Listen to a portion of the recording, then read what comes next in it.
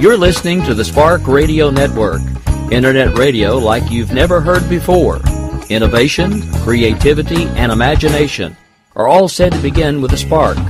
So fasten your seatbelt and take the ride of your life and listen for the spark. You are listening to KLRN Radio, where liberty and reason still reign. Most writers and radio show hosts know that to connect with your fans, you need to do more than just write books or record the latest podcasts. There are many different elements that go into forming an online platform, but there are also many hidden traps. To make matters worse, solid advice on how to survive the muddy waters is scarce. In the book Hidden Traps, I talk about some of the important issues of working with an online platform, highlighting traps that could put your physical or internet security at risk or be harmful to your reputation. Are your social media posts just links with a few disjointed words, making you look like someone who can't complete a sentence? Did your new website cost you more than you anticipated?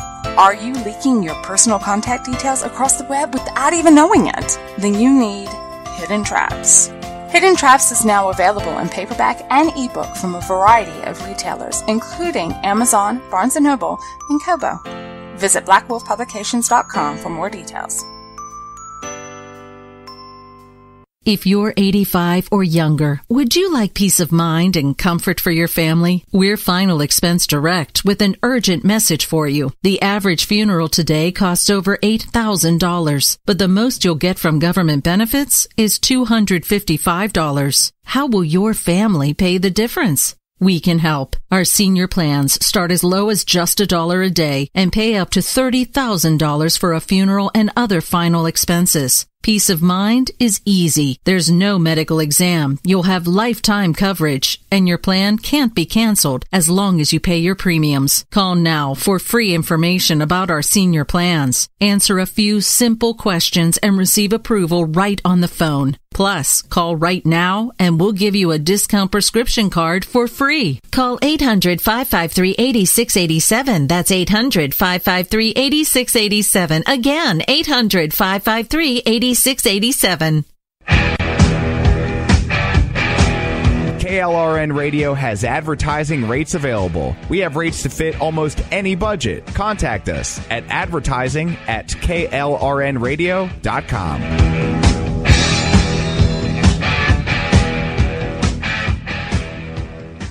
Everyone loves liberty. Our rights come from God, not the government. So why are you letting other people tell you what's best for your healthcare? Exercise your freedom with Liberty Health Share. Liberty Health Share is a community of people who voluntarily share one another's medical costs. Liberty Health Share is founded on the idea that most people truly want to help one another. Healthcare sharing allows members to do just that as a true community that supports one another in times of need. Liberty believes people should make decisions for themselves and their families. Members are able to take back the freedom to make their own decisions about their healthcare. Freedom from guilt or doubt about how your money is used. You have the freedom to direct your healthcare, not to be dictated to by bureaucrats. Stop letting others tell you what to do and join a community of like-minded people. Exercise your freedom. Join Liberty Health Share and take back the control of your healthcare while helping those around you. Call Liberty at 855-58-LIBERTY. Again, that's 855-58-LIBERTY for more information, or you can check them out at libertyhealthshare.org. Again, that's libertyhealthshare.org.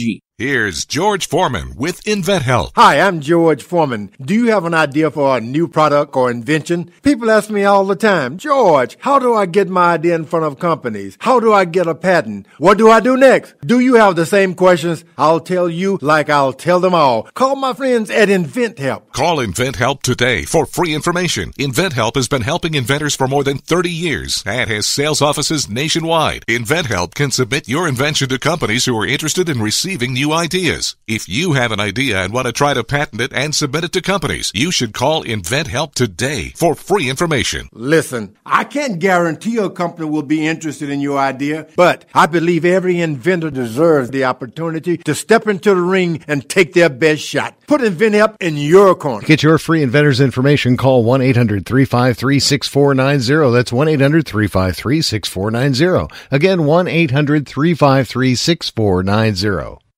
At St. Jude, a family never sees a bill at all. It's like the world has been lifted off of your shoulders.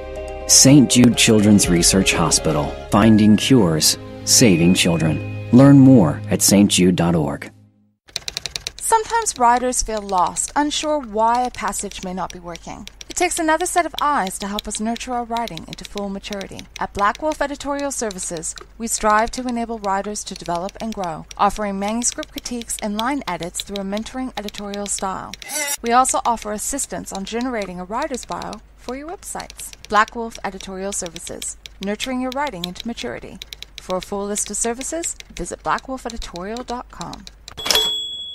Hello, everyone. Thank you for joining us tonight for the Generation Y Conservative podcast. Tonight, we talk about a millennial cruise line that's about to launch. We have a vegan who climbed Mount Everest to prove that vegans can do anything that the rest of us can do. Didn't end too well for her, though. Also, an NFL team is making the news, but not for protesting, but instead baptizing some of their players. High five, Mike. It's one of your favorite teams. Oh, yeah. Ellen screws up on the one interview that the security guard from the Mandalay Bay mass shooting allows. Also, one college holds a practice Halloween to make sure that costumes aren't insensitive. Which leads us right into our next topic, actually. A demon-horned drag queen reads to children at the Michelle Obama Public Library. Yeah, you heard me right on that one. It's a demon-horned drag queen. Yeah. Kind of feeding off of one after another here. We got Playboy is featuring a transgender woman for their centerfold this November.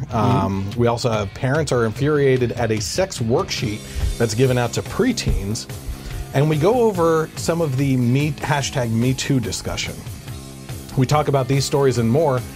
This is the Generation Y Conservative Podcast.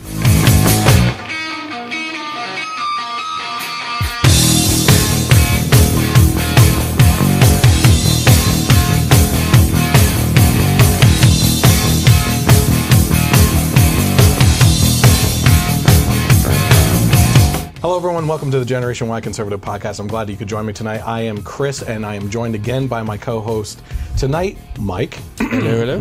We weren't on last week, and we have a built-up array of topics. And to be honest with you, we don't have enough time to go over in detail some of the big stuff that even happened this week. Oh, my God. There's a lot of things coming out that we won't be going over, is like this whole investigation into Hillary Clinton and Russia, not Trump and Russia. Yeah. All these ties that are coming out now on them. We can cover it in 5 seconds. Yeah. All the stuff you heard that Trump was doing in Russia, Clintons were doing the whole time. End of story. So, burn. Yeah. So we got things like that going on.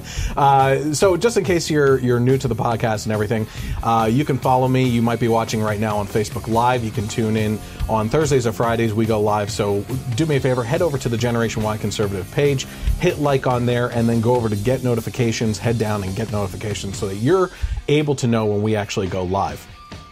Also, at the bottom of your screen right now, you may be seeing a couple other social media links as well. Twitter is at Gen Y without the conservative. At Gen Y Conservative without the E on the end, so you can interact with me there. And also the YouTube channel. Search for the Generation Y Conservative on there.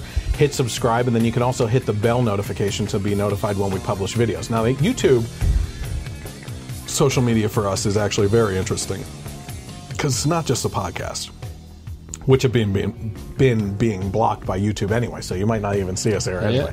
Yeah.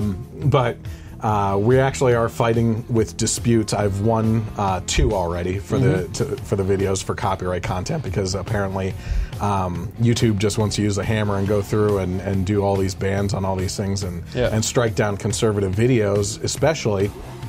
And they're using different things like copyright laws to go after people too, especially because it gets tied up in a system for so long. Now, they apparently don't understand or don't want to go through very quickly the Fair Use Act, which allows copyrighted content to be commentated on, opinionated on, obviously, criticized, or used in parody. That's exactly all that we're doing on the podcast. So as I file these disputes, it may take a little bit longer for the podcast and HD audio and video to get onto YouTube, but we're winning these things. And I think that it's worth that fight single time, every single step of the way. Along those same lines, Prager University is suing YouTube for one of their things in legal battle. So So it's always a fight. Yep. So also, just in case you're tuning into the audio portion of the podcast, you can actually catch this podcast re-aired on Sundays from 3 to 6 p.m. on KLRN Internet Radio. Just search for them on Twitter or their website and everything.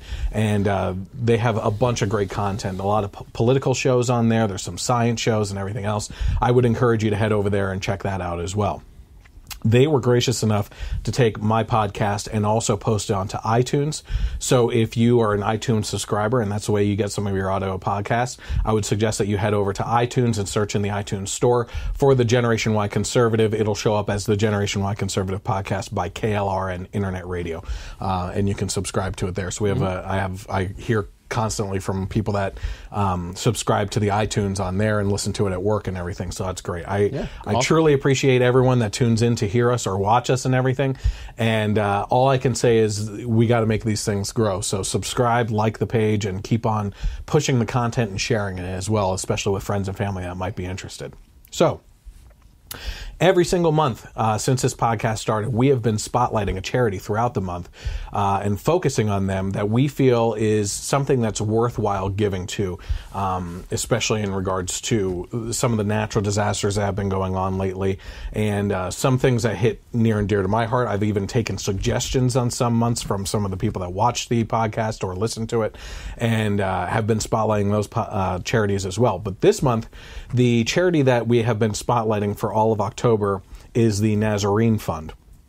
So the Nazarene Fund, their mission is to rescue, restore, and rebuild persecuted Christians and religious minorities who have become refugees or internally displaced by the genocide in the Middle East.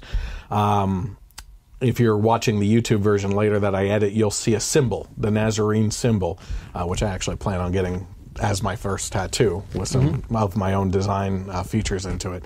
But that symbol is used by ISIS to symbolize death to Christians.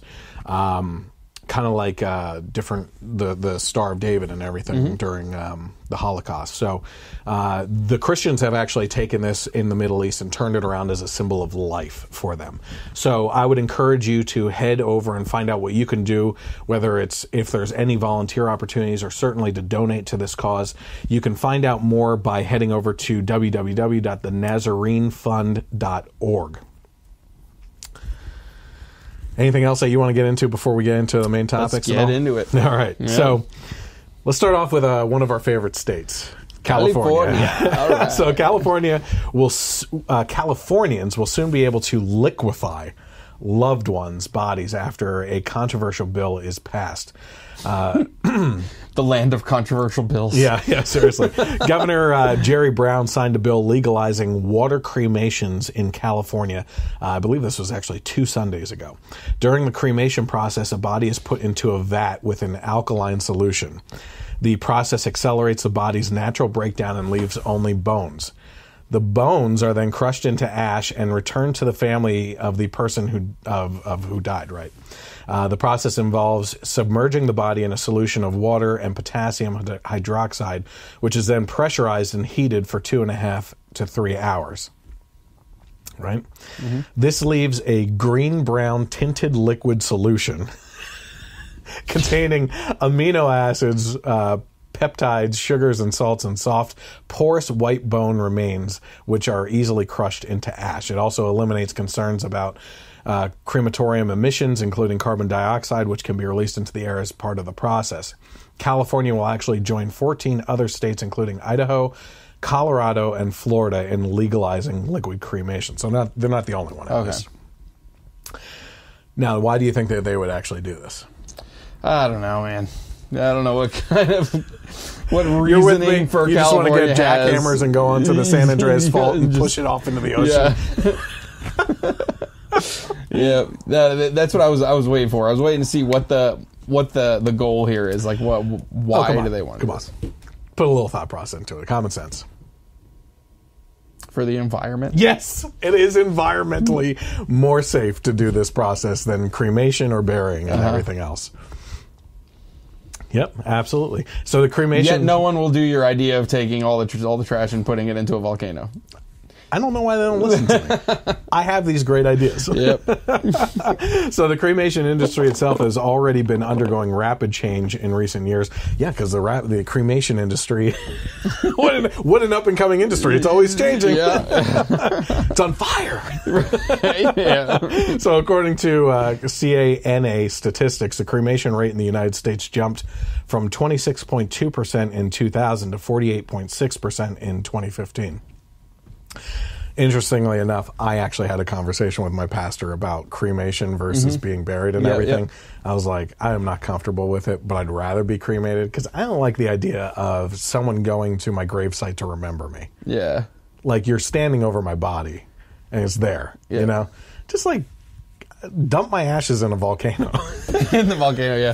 Yeah, Tracy and I have talked about this, and she would want to be cremated, but I mean, everyone in my family's always been buried, so I don't know. I have this like the fire. That is rough. Now you have to worry about being watered. That's probably the best out of all of them when you think about, like, if you think about, like, okay, you're gonna wake up. Yeah. Somehow magically you're not dead. Yeah. Do you want to be in an oven? Do you want to be in a box? They heat it up to like you're for right, 3 it's hours. It's horrible. As if dying wasn't bad enough. I know. Then they gotta just liquefy you, burn you, or let you rot. I told Tracy, I was like, listen, it doesn't matter. You're getting buried regardless, because if you die first, you're getting buried with you. Like, you just sitting there. Yeah. Come on, come back out there. What's going on? So, yeah, it's they made it very clear in this article that we posted about that this was all in regards to the environment and saving the environment. Whatever's eco-friendly way to dispose of your body. Oh, my word. So, of course, one of my favorite subjects, the first ever cruise ship for millennials is set to sail in 2018, and a bemoan goes about that it hasn't been pushed up sooner. Right. Because they are owed it. Yeah, right. They're entitled to it to be launched this year. Yeah. Where are you? Why hasn't it happened yet? So aiming to attract the 21 to 45-year-old set. 45? No. That's crazy. No, that's not millennials. That's like taking 10 steps into Generation X. Yeah. That's not generation, or millennials at least. With the first ever river cruise brand for millennials, You by Uniworld has finally released images of the two trendy ships. You by Uniworld's sleek liners, simply named A and B. So let's get this right. The cruise line itself, the branded for millennials, is called You. Yeah. And you can either take ship A or B. The maiden voyage of A. I'm just taking a wild guess here. They want to dumb things down for millennials as much as possible. Yeah. I'm going on the UA. Yeah. Yeah. And each with an intimate capacity of only 120 passengers, are certainly nothing like your grandmother's cruise ships. The ship's slick black exteriors and rooftop social venues give way to stylish Dorothy Draper-inspired interiors and contemporary Damien Hirst artwork. I'm a millennial. I don't really care about that crap. No, me either. All I know is that this isn't your grandma's cruise ship, but grandma's going to be paying for it. Or mommy or daddy. Yeah. And then there's going to be some grandpas on the ship too, probably. Yeah. So sofas, hammocks, oversized dining tables, and DJ booths establish an atmosphere of communal chilling. Yeah. Is the words that they use. Communal chilling. That has... I'm sorry, but it does. It has socialism written all over. Communal is all about the community all getting together, and we're just going to chill, dude. We're going to share crap, awesome, you know? Yeah. Further catering to millennial demands for sustainable travel, rooms will be stocked with complimentary Be Kind amenities, and ship staffers will utilize WhatsApp and email for communications with passengers, saying goodbye to traditional paper itineraries of cruises past. Enhancing the onboard experience with the most innovative technology on the market, You by Uniworld is also extending unlimited Wi-Fi and allowing guests to connect with each other with an exclusive U app. You know what that sounds like, right? Well, I mean, it sounds like everyone will be doing their communal chilling, but just like looking at their phones. And where do we see that? Think of a movie. Idiocracy? No. Think of like a cruiser ship where everyone's connected to each other, but through the electronic media. Wall-E. Yes. Yeah. So if we could just Right extend around this the little cruise, hover car things, chairs. If we could just extend the cruise from 11 days to like 150 Infinity. years. Just be a bunch of fat tubs on the floating things in stylish, trendy atmosphere. Yeah, it's true. Oh boy! So here's some of the activities you can look forward to. Mike. Okay. Painting seminars, which is actually a big thing still. Sure. Yeah. This whole wine and paint thing. Those people make money that organize those things. Mixology courses, chef-led cooking classes, silent discos. Do you know what that is? No. Sounds stupid. Sounds really stupid. When you Inaudible music sessions. No, it's worse. I can't believe you don't know this. This makes it so much better. I don't know, but something's telling me that I'm going to be glad I don't know what it is. I don't know. It might be your My life's going to get worse. Your next party. My life's going to get worse finding out what it is. So it is. Hold on a second here. Come on, what is going on? It is non-visual TVs. Yeah. We'll just leave it off for now. It is when they hand out MP3 players to everyone. Oh. You put in the earbuds and everybody dances and to the music that's playing in their ears.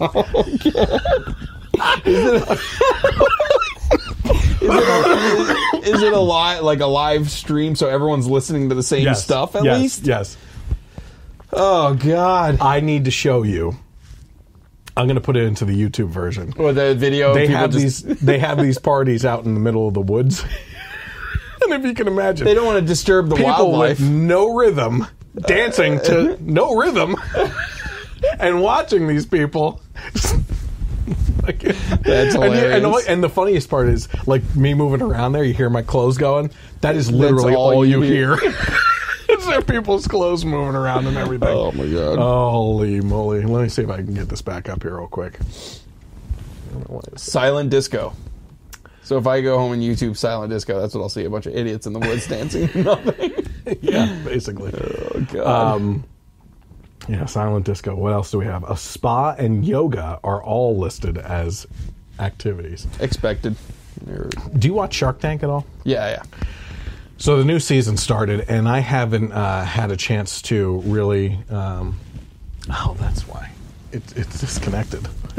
I haven't really had a chance to sit down and actually watch a lot of the stuff. Mm-hmm. And so... Where is it? We finally got a chance to sit down and watch it, and we were watching the new season. And in the new season, there's this woman who has a yoga, a meditating app. Okay, and she valuated, gave a valuation of $6 million or something like that, maybe even 12, right? Yeah. And on top of that, the app itself is free to download, okay? And then users can pay for specific meditations, like I'm having a stressful day at work or something like that. And she goes over very specific things. You don't have to buy into them. She's making some money on those. But she valuated it so high and ridiculous that the sharks were like, no way, we value added this. And she refused to go in with them. And I think Cuban was absolutely right. He said she wanted the spotlight of being on the Shark Tank as a marketing ploy to reach out to people, and she had no intention of using a shark. Yeah. You know what I mean? Yeah. It's a big marketing thing. Now a bunch of eyes have seen her, and she doesn't need the sharks because more people will be buying them. I hate those type of people. Yeah, yep. It's ridiculous.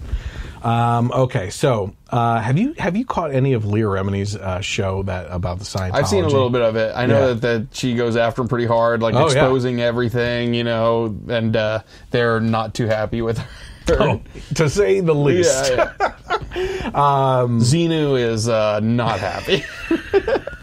My thetan levels are going crazy. Yeah. So the Church of Scientology... Yeah, what? You've seen the South Park episode, right? No.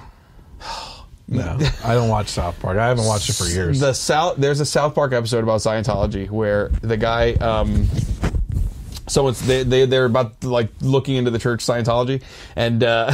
they go through the whole, like, the aliens coming down and everything, and they animate the whole thing. Xenu, they arrive in spaceships that look like Boeing 747s, blah, blah, and they do the whole thing, and at the bottom, it just says, this is what Scientologists actually believe the whole time. And you gotta, it's so funny. It's one of the So best Leah things Remini, ever. obviously, she was on King of Queens, right? She was Kevin's, what's his name? I want to say, Kevin. Is it Kevin? Yeah. Kevin James. Kevin James, yeah. Kevin James' wife on there. And now there's controversy because she's on his new show. Yeah. And apparently they, like, mysteriously killed off his wife with, like, almost zero explanation in the new season. So fans are like, what, you just want to bring this one back? We liked her, you know, like, whatever. And they have chemistry, though. Yeah. I haven't seen it. It's all about I haven't watched any of them, really. So anyway, if you don't know, Leah Remini actually grew up in the Church of Scientology and was considered like as high a ranking member as she could be, without being Tom Cruise. Yeah, exactly. And so she eventually, I forget. I watched like the first episode or 2 episodes or something of her show, but. Yeah, she started talking about the abuse of the church or of the whatever it is. I don't know if it's a church or not, but started to talk about 2 interview people that had left that lifestyle, and they were under threats and be smeared in public and everything, and their reputation and everything. And it was just crazy, and I watched some of it and I thought, oh my gosh. But yeah, this Church of Scientology has been coming after Leah Remini hard. Yeah. And it's only helping her. Oh, yeah. I mean, every time they do something, it's like, yeah, you see what I'm talking about here, basically? So the Church of Scientology is bolstering its attack against the A&E program Leah Remini, Scientology, and the Aftermath, and has sent emails to advertisers urging they ban the show. The group, Scientologists Against Discrimination, which... Stand. It's is the acronym, even though I don't see a T in there. No, they're just using the T from tologists. Scientologists Against Discrimination reportedly sent different versions of a letter to companies that advertise on the program, claiming the show promotes hatred, religious bigotry, and slander against a religion that helps communities all over the world, according to the Wall Street Journal. What are you laughing at? There's no N either. Scientology. Again. What the hell? How did I not catch that? Oh, man. I'm glad I have you. However, you can make an acronym work. I'm running on empty fuel right now, so I need you here. Remini, a vocal opponent of the Church of Scientology, was a member of the religion for about 30 years. So I didn't know the exact number, but 30 years before leaving in 2013. The Wall Street Journal reported a few advertisers have withdrawn from the program due to the public controversy surrounding the show, but not necessarily because of the letters. This is the same type of campaign that was done by the Bonner Group and Media Matters against Bill O'Reilly. Yeah. They actually went after. You see, it's so cloak and dagger with all this stuff. They went after his European advertisers, so you couldn't track what was going on here in America because you were seeing the same advertisements, but they see different advertisements over there, and it's big over there, right? So I was cutting millions off of Fox, and that's why they got rid of them. And not only that, but Roger Ailes' kids are who's the other one? There's Roger Ailes, and then he was another high up. Who owns it? Roger Ailes ran it. Oh, for Fox? I don't know. Roger Ailes was the top guy that I talk about a sexual predator, my word. So, pull that out there. The Wall Street Journal reported a few advertisers have withdrawn from the program due to the public controversy surrounding the show, but not necessarily because of the letters. Geico was one of the companies to pull its advertising from the series, but not from the network. A&E defended the show and noted its recent Emmy win. We are enormously proud of the quality and importance of the series, which was affirmed by the show's recent Emmy win, and we intend to continue to share these brave stories with viewers, said an A&E spokesperson to the Wall Street Journal. And yeah, that's not an overstatement. They interview people that have been destroyed by this Church of Scientology. Mm-hmm. So it's very interesting. If you ever get the chance to tune into a show or binge watch it or something like that, which I don't know about binge watching a show like that, you might wake up thinking there's a UFO over here. Some crazy crap going on. No, aliens travel in spaceships that look like Boeing 747. Yeah, seriously. I mean, just the fact that L. Ron Hubbard was a science fiction author. Yes. And then he creates... What was a John Travolta movie, who is also a Scientologist? Oh, Battlefield Earth. Battleship Earth? No, Battlefield Earth, I'm pretty sure. And that's apparently it's like one of the worst movies ever. I watched it. It was awful. I watched it when it came out because I thought... Is that based on an L. Ron Hubbard book? Oh, I'm sorry, did I say it was a movie? It was a documentary.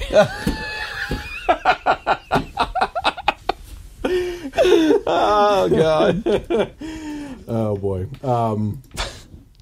Yeah, no, it's actually based on this, and it's supposedly, I believe, and don't quote me on this. Yeah. I sometimes I'm wrong. It's rare. Yeah, it's supposedly based on their stuff, the Scientology backstory. Yeah. Is Xenu the main guy? I don't know. He's got what's the Star Trek guy's Worf? What kind of thing was he?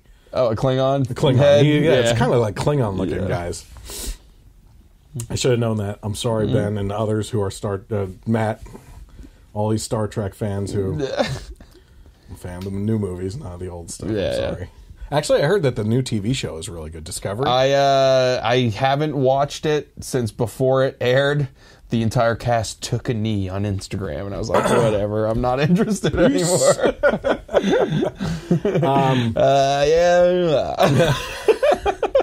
now I got to blur that out. Oh, my word. I got to blur it out on the radio, too. So, this is one of my... okay. I want to say this is one of my favorite stories, but it involves the death of someone. Oh. So I understand how sensitive Spoiler this is. Warning. I need to flash spoiler alert. Yeah. So a famous anti-meat vegan climbed Mount Everest, and to prove that vegans can do what those of us who eat meat can do, anything you can do, I can do better, and died. Oh. Is that how the song goes? Anything you can do, I can do. Jeez. I'm frozen. Yeah. So an Australian woman who set out to climb Mount Everest to prove that vegans can do anything, in quotation marks, by the way, died last Saturday after developing altitude sickness. Maria Stridham, who was 34, so my age, you're old, had reached the final camp. Experienced. Oh, that's a good one. I like that. Like aged, like a fine wine. Exactly. Had to reach the final camp from the summit before she and her husband both began suffering from high-altitude pulmonary edema, which caused fluid to build up in Stridham's brain. And I know what this is because I saw the movie. So you're educated. What was the one with Bill Paxton and the guy who plays Stick in Daredevil? In Daredevil? Is it a mountain climbing movie? Vertical Limit? Limit. Was that it? Great movie, by the way. Yep. That was a great movie. That's what the one actress in that was developing while they were trapped in the avalanche or whatever. His sister. Okay. And who was Chris Robin, right? Not Christopher Robin. Winnie the Pooh. Who played Robin in the Batman movies? Oh, Chris O'Donnell. Chris O'Donnell. Yep. Yeah, he was in it too. That's right. Mm-hmm. Yeah, I'm not going to climb and figure this stuff out. I got to watch a movie to figure it out. For crying out loud. Documentary. Yeah, it was a documentary about this chick who got this stuff. She was a vegan in the movie too. Yeah, that's how she got stuck. It's the only way you get that sickness. Oh boy! So Stridham had sought out to prove that she could scale the mountain while on a vegan diet. It seems, this is in quotes, it seems that people have this warped idea that vegans being malnourished and weak. By climbing the 7 summits, we want to prove that vegans can do anything and more. And more being the clause of death. So, it's the and so more. It's the and more that is. It's like Bed Bath and Beyond. Yeah. The Beyond stuff is, I learned from the documentary Click. Yeah. It's a secret room with magic remotes. But seriously though, it's the and more that is just puts their like pompousness on display. Oh, I know. I get it, and this could be totally coincidental. I'm sure that non-vegans have gotten this illness, maybe not died, but gotten this illness while climbing mountains. Absolutely. But if you want to prove that a vegan diet, you can do all the same stuff and everything. But what more? What more can you do? What more can we do? Like, what more? What are you talking about? Why are you being an ass? Well, I would ask her. But you can't. I can't. Yeah. She's probably being liquefied in California at this point. You gotta make sure that the mountains that killed her are preserved. Yeah, you know what they do? They're going to liquefy her and then shoot her through a snowblower up onto the mountain. That was mean. That was a little You feel low. bad now. That was a little low. I feel bad too. I mean, I want to be like, but regardless of diets and stuff, my condolences to the absolutely. family. I feel bad that she died, but at the same time, don't be so cocky about it. Say, I hope to prove that vegans can do anything and more, whatever that may be. And more, that these dang meat eaters can do. And then she gets halfway up there and she does another report. I'm coming down. I'm coming down. Is that what happened? No. I'm doing a live stream. I'm live streaming. I need a sled, guys. I need to come down this dang thing. I was wondering if she made it all the way and then came back and was sick, or if she got sick on the way up. Well, the pulmonary thing that you can get, like in the movie, it was like a shot that you take, I think. So she was trying to stick frozen broccoli into asparagus. The asparagus wasn't working. Oh man! I heard she tried to do a Slim Jim type commercial where slap into some celery, snap into an asparagus. Oh man! I'm going to hell. No. All right. Speaking of hell, you know what could save you? Jesus. Just saying. Just saying. Jesus. Oh man. So I know that you're just as big of a Philadelphia Eagles fan as I am. 6-1, by the way. I know they need all the help they can get. Keep baptizing. Well, even the Patriots don't have their score right now. I'm looking at you, family of in-laws. Yeah. So Philadelphia Eagles Marcus Johnson got baptized in a hotel pool with teammates by his side. Now, this was a couple weeks ago. Yeah, I saw the video.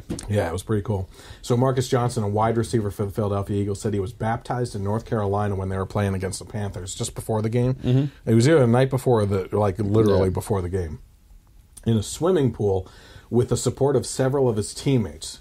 Johnson was baptized in Charlotte at the hotel where the team was staying, according to CBS Sports. The Eagles ended up beating the Carolina Panthers, obviously, with a score of 28-23. Alongside Johnson... Skin of their teeth.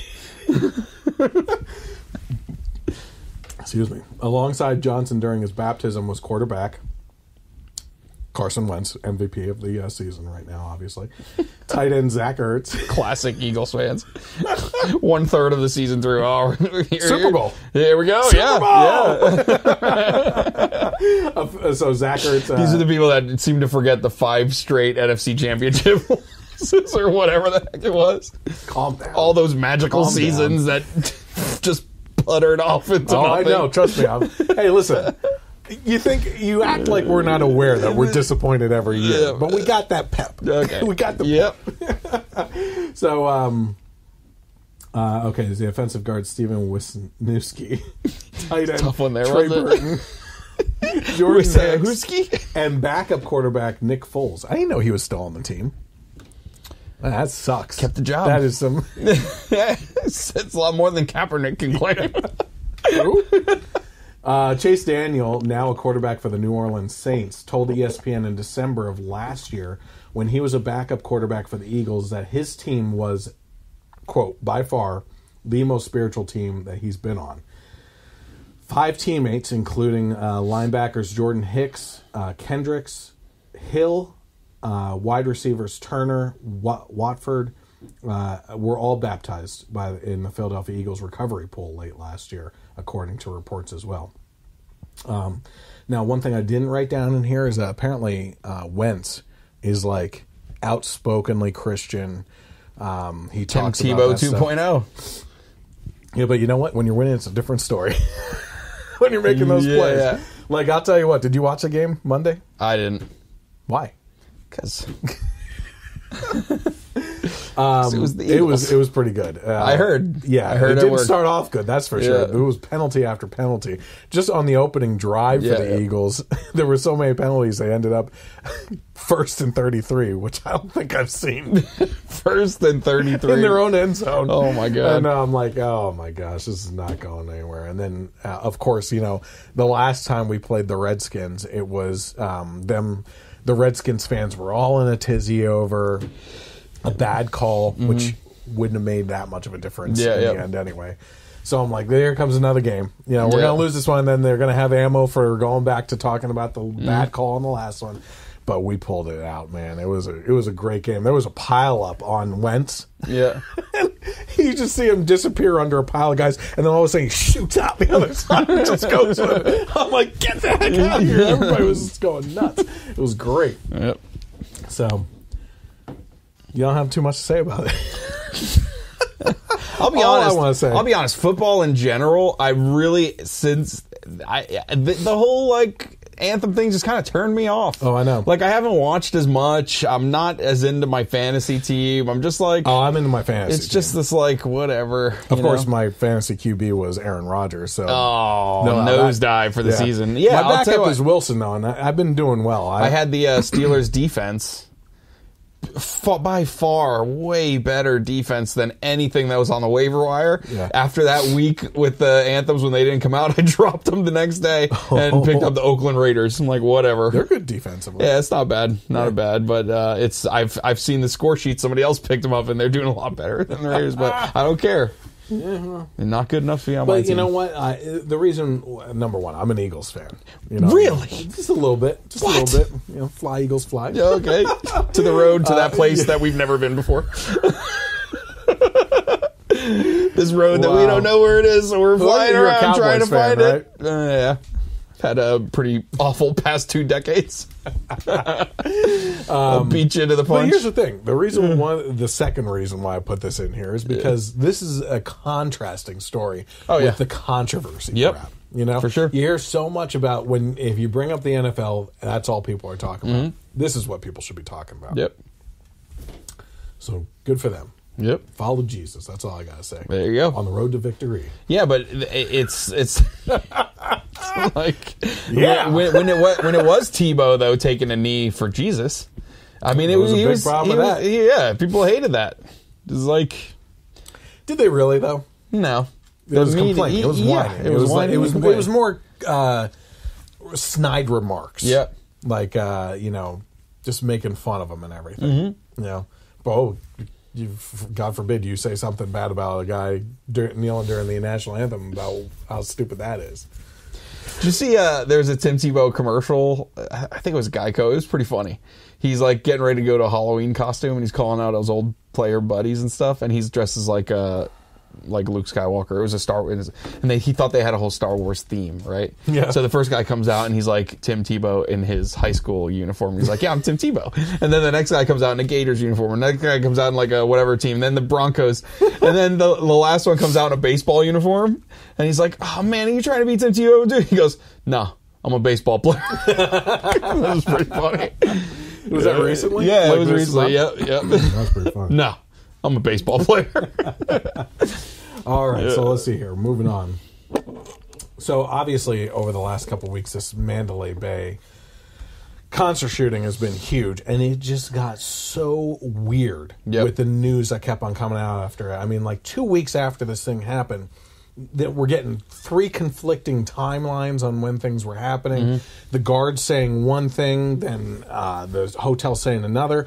We have yet to see any actual casino footage, which, come on. Yeah, I know, right? There's got to be... has more cameras. There's got to be 60 freaking cameras focused on every damn carpet thread in that place. Yeah, yep. You know? And we're not seeing anything?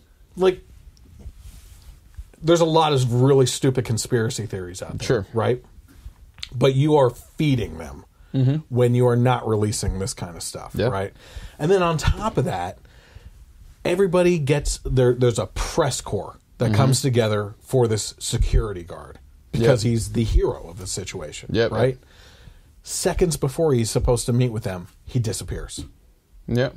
You know about this, right? Yeah, I've heard, like, apparently, like, all these media organizations were, like, getting ready to interview him, and then he wasn't allowed to interview with anybody except for Ellen, who apparently the company that owns the casino is the same company that runs her show. Did you hear about that? I did not hear about that. I heard something to that effect. Like, it's all owned by the same conglomerate or something, so that's kind of like... Well, no, what happened was he was there at the hotel ready for a big press conference and then just disappeared. And no one could find him. There were reporters hanging out outside the house. He disappeared, right?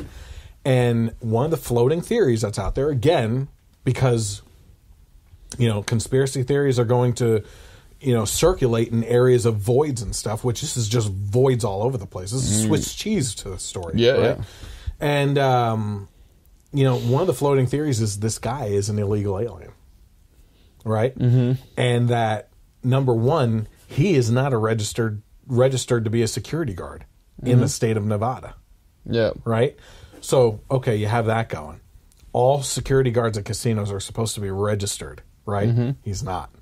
So what was he doing there? Yeah. Number 2, he skips town, right? And then disappears. And they're, come on, you know?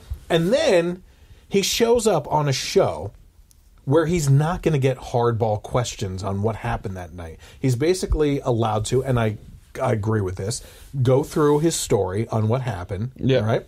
It's interesting. Very interesting. Then they dance a little bit. Yeah. Yeah. They go around about what a hero he is. They give him a big check to go towards like a charity of some sort or something. And you can tell that Ellen's questions are formed based off of what she was told to ask when she went out there, right?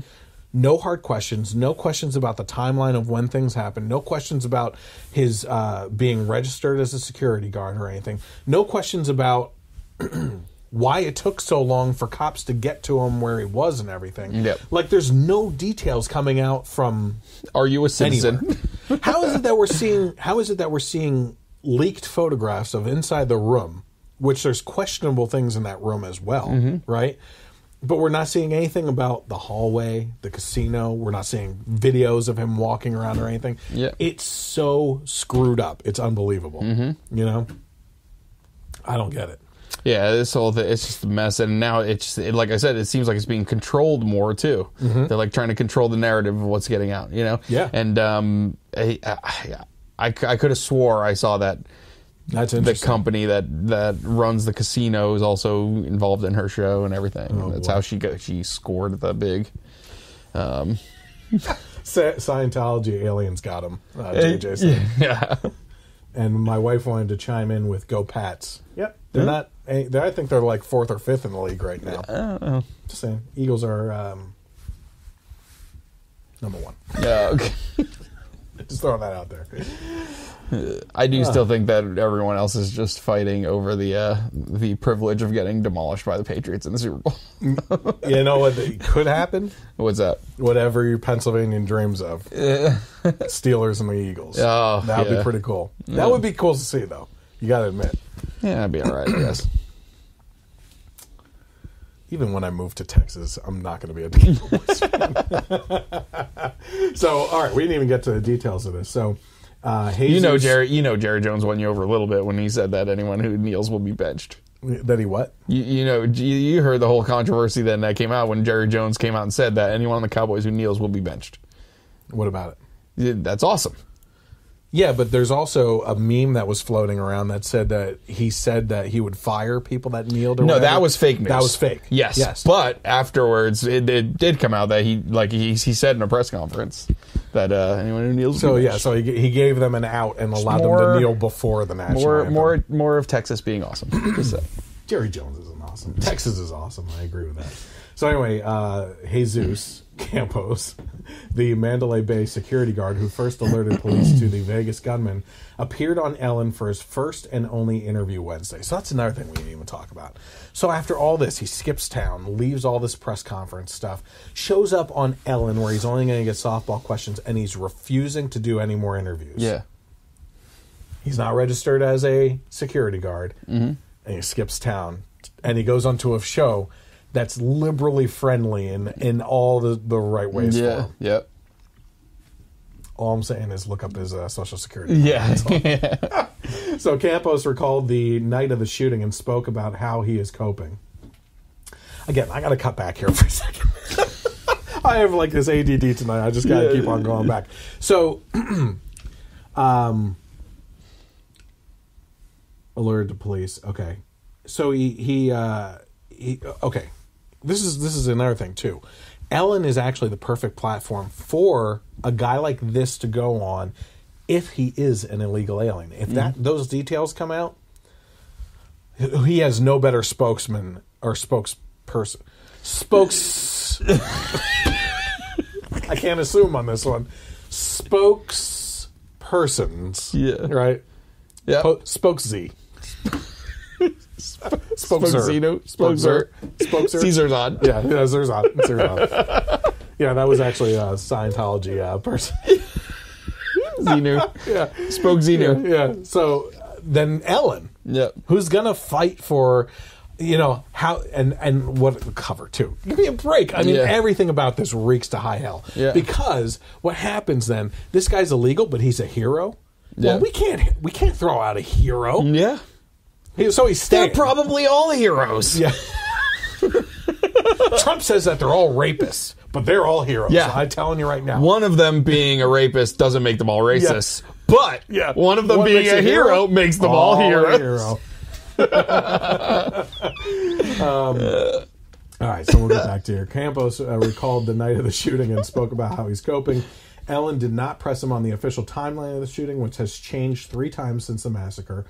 MGM, which owns the Mandalay, has disputed the official timeline, which insinuated they may have waited 6 minutes to call the cops. Here's another thing I heard. According to a security expert that I listened to, Jesus Campos was by the book in how he went about things. Okay, so this guy really did do things right. Okay, I honestly don't care if he's an illegal alien or not, but I think that if that is what's holding up all this information from coming up because they're afraid that, what the repercussions will be for him, or they're withholding things because the casino did some things wrong, that's screwing up the whole investigation. Yeah. That's what's leading to all these holes. If he's an illegal alien, let him stay. Who cares? I honestly don't care if he stays. You're right. He is kind of a hero in his situation and what he did and everything. But at the same time, if that's holding up this investigation and putting holes in everything, just get it out there, forget about it, let's move on. Let's get all the details out there, So, he went by the book. They're thinking that maybe MGM did not go by the book. I think the one thing that you're supposed to do is, in an emergency situation like this, an active shooter, you're supposed to call it in on your walkie-talkie, then turn off your walkie-talkie, call into the main people in that security booth with your cell phone and work off of your cell phone instead, so that he can't tap into the lines of communication through the walkie-talkies and hear what their plans are to do. So it's pretty interesting stuff. Police later changed the timeline again, saying that Campos immediately called in the shooting as soon as he was injured. At the end of the interview, Ellen presented Campos and his co-worker, who was also shot at, with a $25,000 check for the Las Vegas Victims Fund. So that's cool. For as many stupid things that Ellen does I disagree with, I feel like they're far outweighed by some of the awesome stuff that she does do a lot of awesome stuff. I think she's become so bitter lately. Yeah. Is that what you're going to say? Yeah, I feel like she's done a lot of good, but, it's... It's just the way that the liberal media is going. Everything is biased and just Okay, so he resurfaced again on Tuesday when Ellen announced he was coming on her show, but his choice to do the interview on Ellen was likely deliberate. The comedian turned talk show host is more known for her dancing and pranks on celebrities and hard-hitting interviews with headline makers. This is what the Daily Mail said. Mm-hmm. Ellen said she invited him on her show because she wanted to celebrate Campos's heroism. She said, it's helpful for people to understand what a hero you are because you being shot in the leg saved so many people's lives. Instead of you getting out there, you saved Stephen's life and that woman's life. At the end of the interview, Ellen said that both Campos and Schuck had turned down her offers of money, so instead a sponsor of the show, Shutterfly, was donating $25,000 to the Victims Fund on their behalf. And when she presented the two with a large check, Campos began to tear up. So, it's interesting stuff. Mm-hmm. I agree. Like, first of all, the guy is a hero. Mm-hmm. I mean, he ran into fire, basically, right? I'll just leave it at that. He was. Yeah. We'll just leave it at that. So, one of the other big stories that's been going around for the last couple of weeks that we've talked about multiple times, too, is all these freaking hurricanes. Mm-hmm. You know what I mean? Yep. All this, havoc that they've been wreaking. Yep. And, now we know we could have prevented all of them if we would just be liquefying bodies just starting 20 years ago. Well, I don't know if you know this, but these Klingon-looking Travoltas could have been engineering with the U.S. government on shifting around these hurricanes, too. Yeah. It is obviously Trump's fault. Yeah, obviously. So much more into that, too. So in light of the outcry from one particularly vocal Democratic mayor in Puerto Rico about relief efforts after Hurricane Maria, I forget her name. Who cares? Nasty woman. Yeah, nasty mayor. Woman, yeah. A video is quickly making its way across the internet, purportedly showing what happened to many of the supplies sent to help the locals who were devastated by the storm. So if you remember, was it you that was on? I was on one that was talked about it, but then other people were on it too. Yeah, we had a good one with Goody with the paper towel throwing. Yeah. 3-pointer. So let's take a look quickly at that video. Municipio de Patilla, nos trepamos aquí, estas cajas tiradas, es la comida de la gente que hay que estar repartiendo en Puerto Rico. Estamos viendo paletas completas de comida, están llenas. Vamos a hacer un inventario entonces de esto. All right, so what did he say? So he said it was the food of the people, complete pallets in their inventory, but I kind of missed. Did you catch some of that? That's some of the stuff he said. Yeah. Is Portuguese kind of like based on some Spanish? It's similar. Portuguese is more of it's actually really close to Italian as well. Yeah. It's a romantic language, but it's very similar. Like in Spanish, say buenos dias, and Portuguese say bon dia. You know, so. But there are different words too. So even when we were working at the store together, like if I had a Spanish speaking customer, I could understand them if they went slowly. If they started going too fast, they started to lose louder. me. Yeah, louder. Yeah. What? Speak up. Which may have led to that woman calling me El Diablo. Yeah. Nice. So. Okay, so what you're seeing there essentially, though, is the fact that, first of all, nasty woman. She was on the first news report that went out with her. She was literally standing in front of pallets upon pallets of supplies behind her in a warehouse, screaming about how the Trump administration isn't helping her out and they need help. They need supplies. And I said, turn around, woman. Yeah. Like, look behind you. What the heck are you talking about? You know? And then there was a follow-up interview after that with Anderson Cooper with her wearing a shirt saying, help us, we're dying down here, which she obviously had made during this whole crisis of Puerto Rico losing power and everything. Like, this woman's so insane.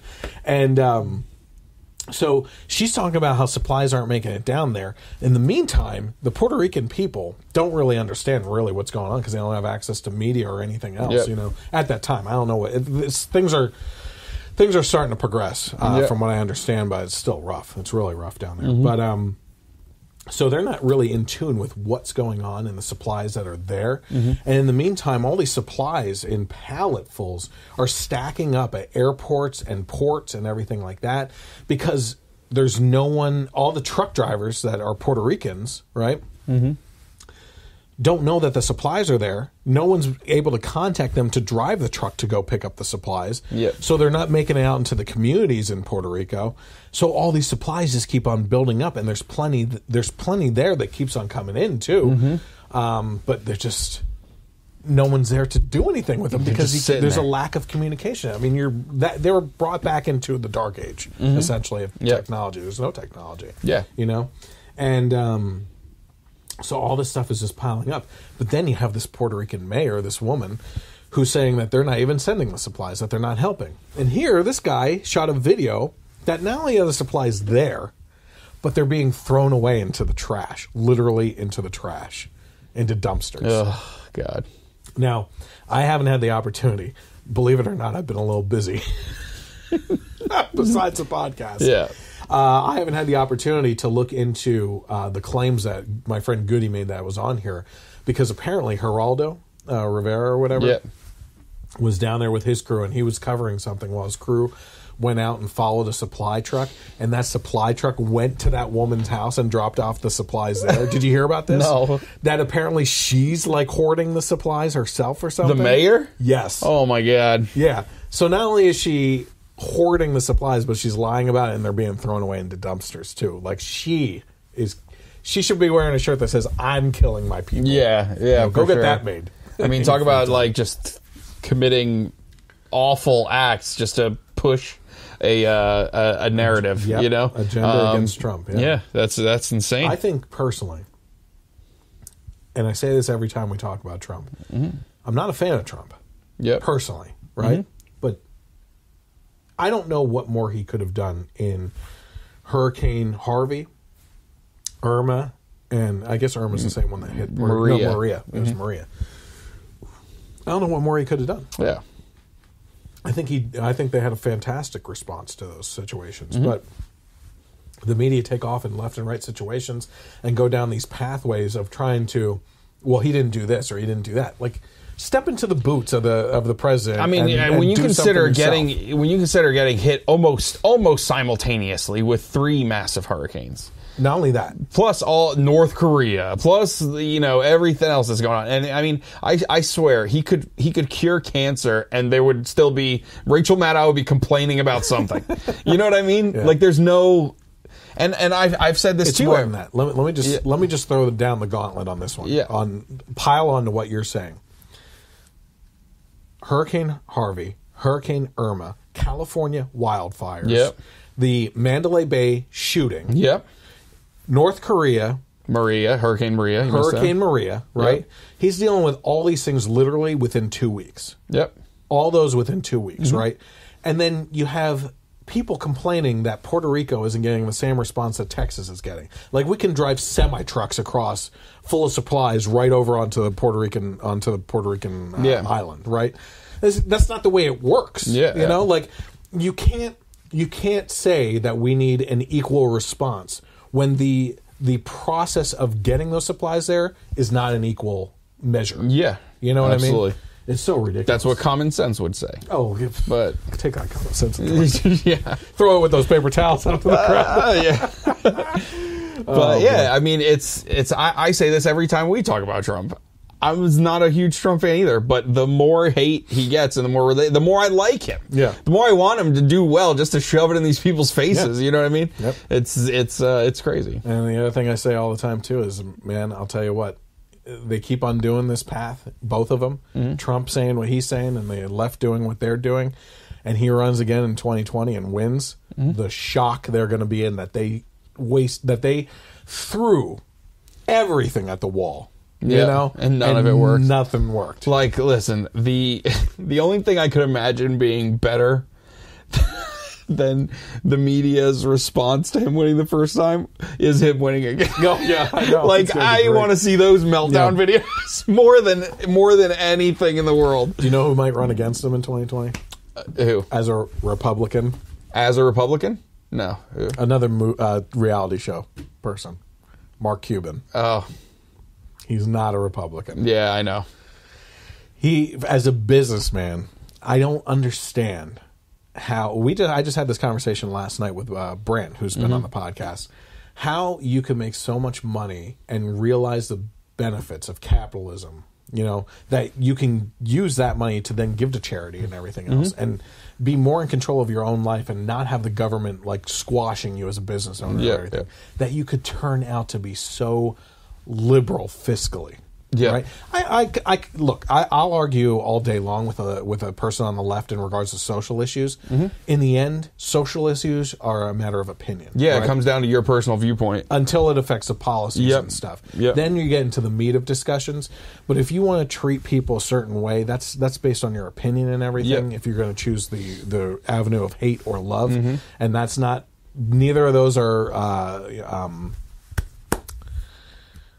Specific to a party, right? I believe that both are fully capable of both spectrums on that, and for different reasons. But absolutely, this is crazy. Yeah, but when it comes to fiscal issues, being liberally fiscal is just wrong. Well, that's an oxymoron. There's no argument or justification or. I just heard a story today that there was a pizzeria that was started up in New York and was run on socialism policies. Within that little pizzeria, they made really good pizza apparently, and took out a grant so that they could pay their the pizzeria's staff salaries like an exorbitant amount or whatever. So like the busboy got the same as the owner. Yeah. Guess how well they're doing? Yeah, they've shut down. They shut down. Yeah. There was a video. Have you ever heard of the YouTube channel called Campus Reform? Yeah. Yeah. So did you see the video they did of students love Trump's tax plan where they think it's Bernie's tax plan? Yep. Oh yeah, that sounds great. That sounds. Oh what? Well, they actually just came out with I effing love science released an article this past week too, where they said that conservatives are easily tricked into being liberals because of certain things. When you institute fear into when you ask them to imagine themselves as Superman or Jesus or something like that, right? I think it's Superman. That if you imagine them to say to them, imagine yourself as Superman, and then start asking them social issue questions, that they start to be more liberal about things, right? And they're trying to make, and then they go into this whole thing about how conservatism is based on fear-based things, like you're afraid that North Korea is going to attack, so you need your guns and everything, And it's like you couldn't be further from the truth. If you actually talk to truly conservative people and about policies and stuff, I say this all the time. I would love the opportunity if you and I can find some spare time at some point in time to go down to like an open mall area, like the one that's nearby us down in Center Valley, and just randomly pull people, ask them what their political affiliation is, and then ask them the same political questions. I guarantee you conservatives know more than liberals. Yeah. Or at least based on surface level things. Or at least I feel like a conservative would at least have the guts, I guess, if they don't know an answer, to say, "Hey, I don't know that." Yeah. I feel like there are it's just you see video after video after video of liberals like just claiming to know it, and they're completely wrong, and it's just like, just say you don't know. Yeah, it's okay. As a matter of fact, I respect people more when they say that they don't know something. Like that's one thing you're always taught in sales. Actually, we have worked in sales for how long? If you don't know something, you look them square in the eye and you say, I don't know the answer to that. But I'll find it. But there's people in my company that do. I'm going to find out that answer for you. I'll be right back to you. Yeah. And then you just don't ever get back to them. I'm just joking. Kind of. That's a bad. I don't train people. Let's just put it that way. Oh boy. Okay. So we were talking about Puerto Rico. Another 2,800 emails, Hillary Clinton emails, were found on Anthony Weiner's laptop. Anthony Weiner just won't go away. Just keeps on popping up. Just keeps popping up. You can talk about him until you're purple in the face. Oh, God. I don't know what you're talking. Why are you laughing so hard? I don't know. I need a drink. And this isn't going to do it. All right, so the State Department has received another 2,800 Hillary Clinton emails found on the laptop of Anthony Weiner, the estranged husband of top Clinton aide Uma Abedin, who has been a confidant now of Harvey Weinstein's wife. Yeah. Two peas in a pod, man. Oh, my God. So the FBI turned over the documents after Judicial Watch sued the State Department for failing to respond to a Freedom of Information Act request. This is the only way things get turned over anymore, by the way, is like if citizens or groups go after the government to actually put forth information that they are hiding from the public. Yep. You know? By the way, is today's Thursday? Today's Thursday, yeah. Today is Thursday. Wasn't Trump supposed to release the JFK files? Yeah. Did he do that today? The latest I heard was not yet. Okay. But he's been they're expecting everything to get released though, because he's been saying we're gonna release everything. It's gonna be huge. It's gonna be huge. A great amount of information on my watch. It's all happened on my watch. Oh my gosh! By the way, did you watch the Bernie Sanders Ted Cruz debate? I watched. Yeah, I watched it.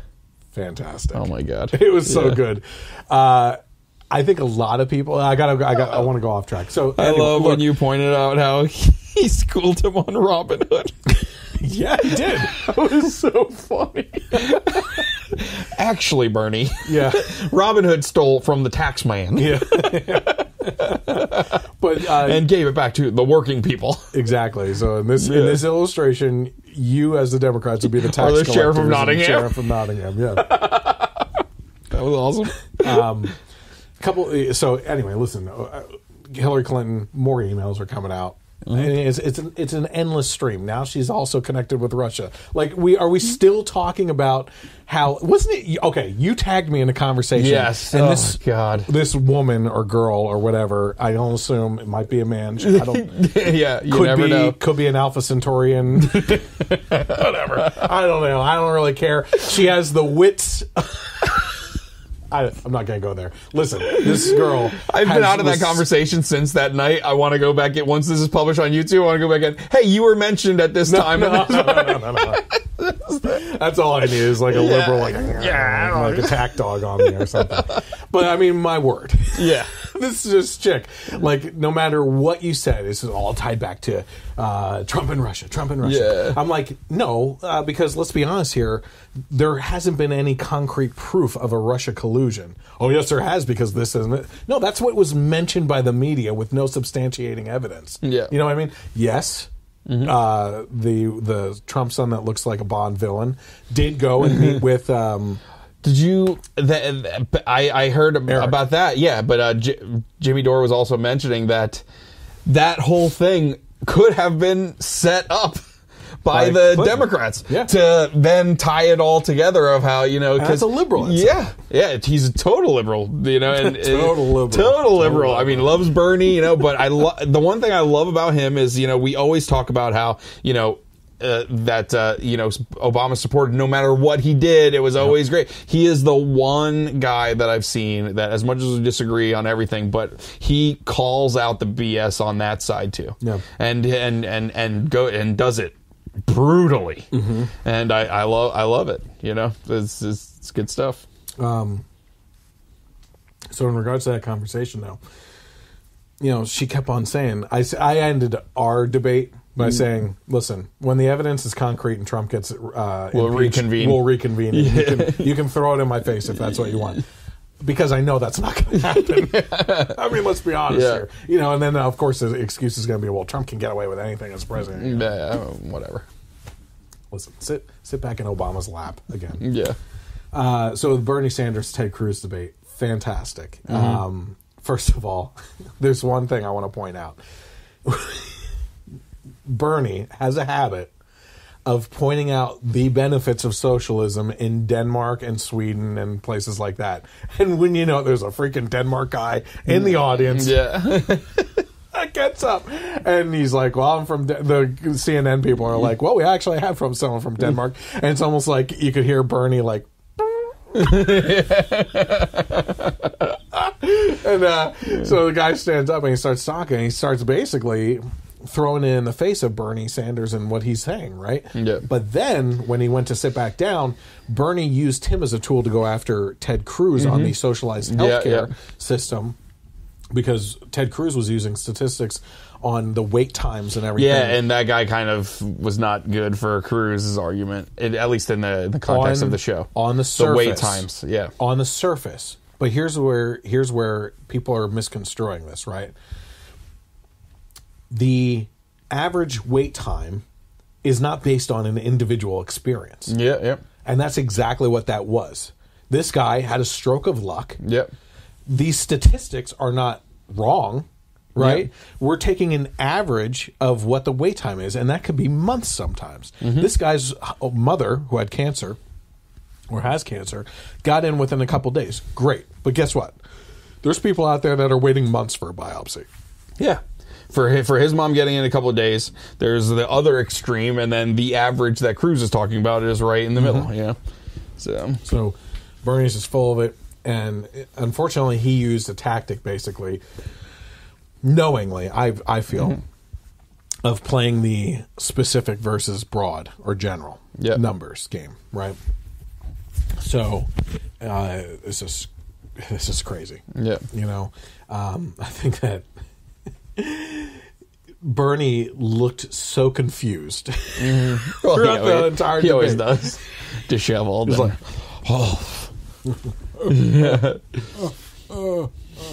Mr. Moderator. Mr. Moderator. Am I going to get a chance here? Yeah, because you just talked for 10 minutes straight. You didn't let him talk, for crying out loud. I must... Now, I didn't interrupt you, Bernie. You're interrupting me, interrupting you, interrupting me, interrupting you. I think the best thing that was said was actually by Steven Crowder, which is these debates, we need to keep on having these debates, not only to show the stark difference between the opinion of the left and the opinion of the right, but also to show this guy is not your happy-go-lucky socialist guy that's there for the people. He is a miserable old prick. Like, he is a nasty guy. He's a jerk. Yeah. You know? But then they yell at Ted Cruz for reading Dr. Seuss to his kids. Yeah. Apparently Dr. Seuss is racist. It's totally racist now, yep. What is this world coming to? So, okay, Hillary Clinton's emails. Who cares? She keeps on digging herself a hole. Well, let's get to the good stuff. I know that you couldn't wait for this. Indiana University held a practice Halloween to help students avoid offensive costumes. So Indiana University's Housing and Residence Life program recently hosted a practice Halloween so that students could learn how to avoid offensive and insulting costumes when they dress up on October 31st. The College Fix sent a reporter to the Culture Not Costumes Halloween workshop. I couldn't be a college student today. No. I couldn't. No. When I was in college, I had probably the most vile Halloween costume I could have possibly thought of. Please tell. So I went as a triple Xbox. I'm intrigued. A triple Xbox. So I took this cardboard box, a huge one, put like string through it so I can wear it, right? That's all you were wearing. Plastered it in like not transgender centerfolds, like wallpapered it in porn magazines. And then you remember those old... Of course, the material was just laying around. Yeah, right. And then remember those old,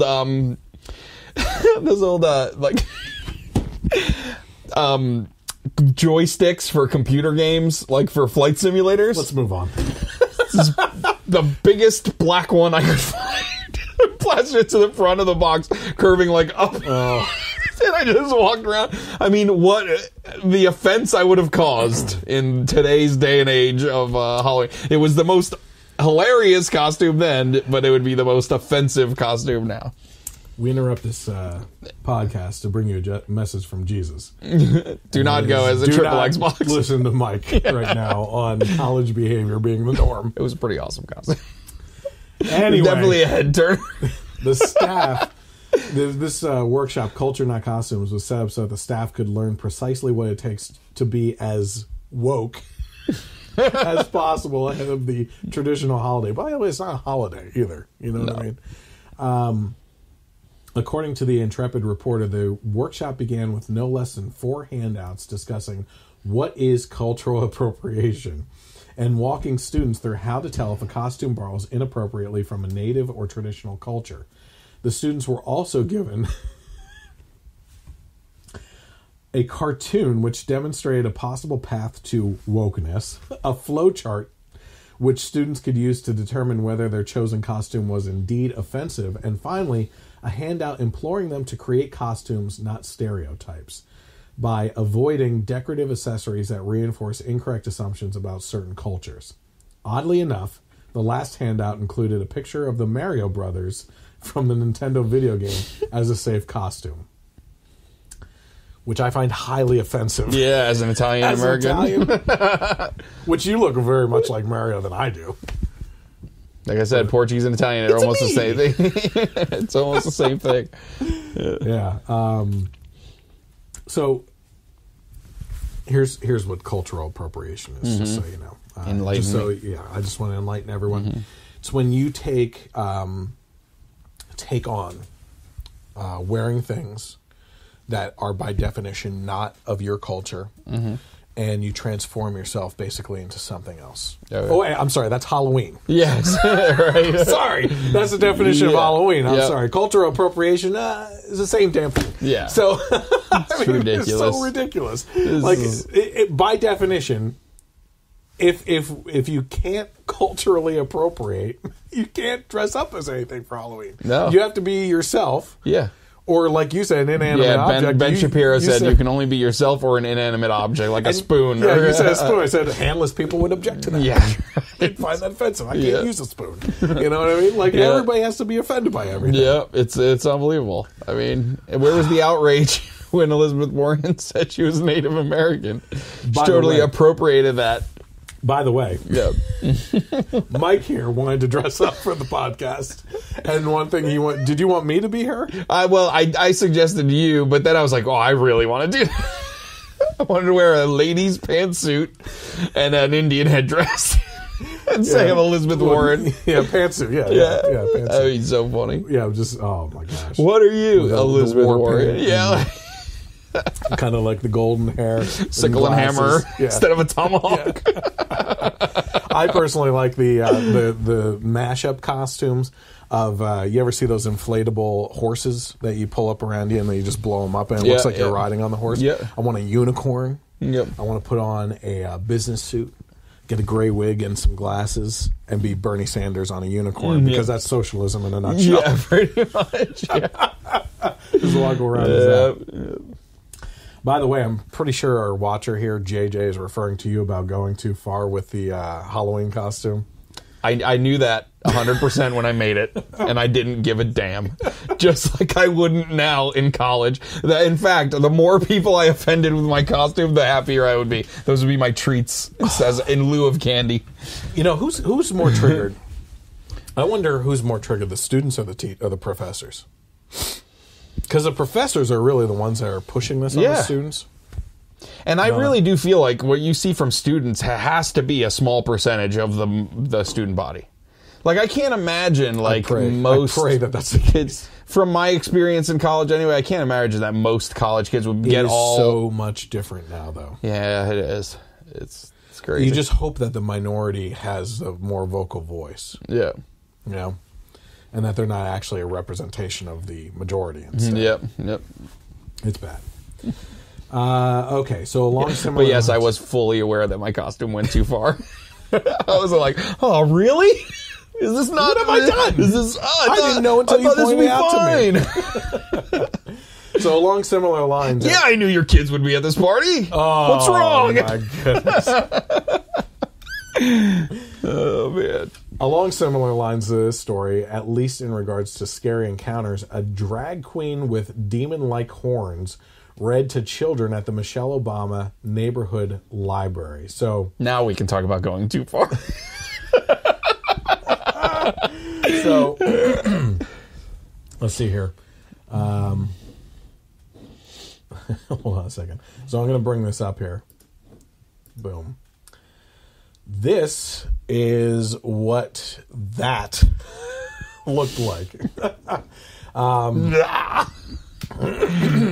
Is it what? It's fine. So a drag queen wearing 5 red-tipped demon-like horns read to children at the Michelle Obama Neighborhood Library in Long Beach, California. California, who would have thought? Did you see the video? I can't. Yeah, I saw a video with commentary over it, so it wasn't actual reading. So you didn't hear them singing songs about drag queens, all the kids singing along and everything? Yeah. The drag queen does this or whatever, like what a kid's songs, but just replacing the character with drag queen for some reason. The brainwashing starts young. This was last Saturday as part of the LGBTQ History Month. Okay, so it's important to have representation and normalize all the letters in LGBTQIA plus in everyday lives. Just put a plus. I give up adding letters. Even their own community, they're like, plus. You, I can't. No, I can't say sir or ma'am. Okay, listen, just because we can't do that. We can't assume. No, you with the red tipped horns. Okay, what do you identify as? Yeah. Okay, now you over there. What letter do you need in here? And they get to this point where they're like, all right, we're just gonna do a plus. This isn't going to work on radio. Obviously, we can't do this on television. It's going to take more time to explain the acronym than going over the actual details. So we're just going to cut off all the rest of this and put a plus on it. But my word, if you're looking at this picture on screen right now, I don't know if I'm getting cut off. I need to be. Yeah, there we go. That's scary for adults to look at. I mean, if I'm going into a public library, that's not what I want to be seeing right there. You know what I mean? And I heard that kids were truly upset about it. Now, some of the kids may have ended up singing along and everything, but really. I know. Like, but no Dr. Seuss. No Dr. Seuss. I am of the opinion that the whole drag queen thing should not be done at all. That's just an opinion, though. It's culture. It's gender appropriation. Yeah. I mean, come on. Right there. It's so offensive to women. Who do they think they are? They've never had a period before. What are they trying? I don't know. Look at the tips of those horns. Oh my God. Like I said, I was going down this road. That's my opinion. Okay, I'm not going to force it on people at all. This is my opinion. I'm not going to fight it. But for crying out loud, if you're going to go that route, don't jump the freaking bull and go demon drag queen. All right. I mean, there's a line. Yeah. And you crossed it a very long time ago. Yeah. All right. The line was the San Andreas fault. You're in California now, baby. Yeah, and it's again, it's that this is being done in a public library. Like it's all these things. We get the 10 Commandments out of public schools. No nativity scenes in public things. But we can have this thing in our public schools. What the hell? I mean, seriously. It's totally fine. And if you don't agree with it, then you're a bigot. Yep. Absolutely. Hateful bigot. Yep. Are you scared by that? Bigot. Let's just keep the train rolling, shall we? Let's do it. Or keep the train rolling.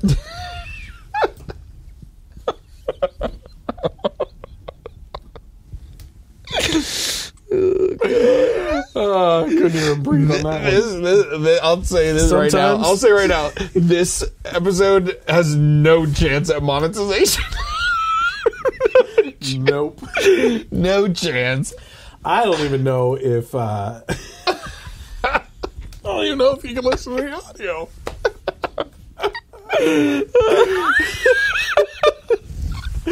Oh my word. Oh God. This is so bad. Okay, so Ines Rao. Is that how you would say it? Inez Rao. Well, when you read the article, was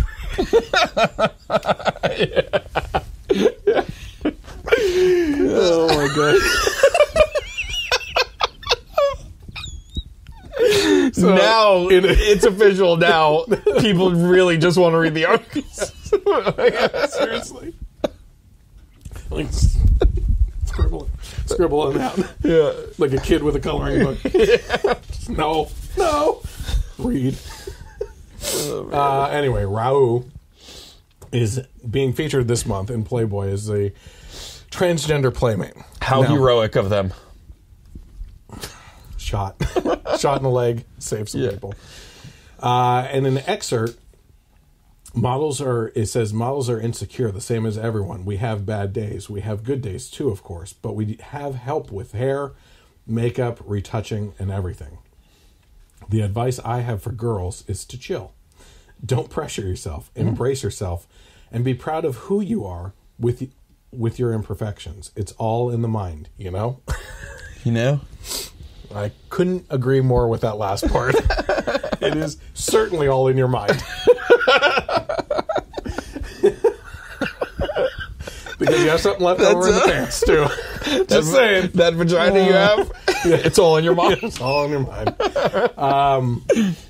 People, oh man.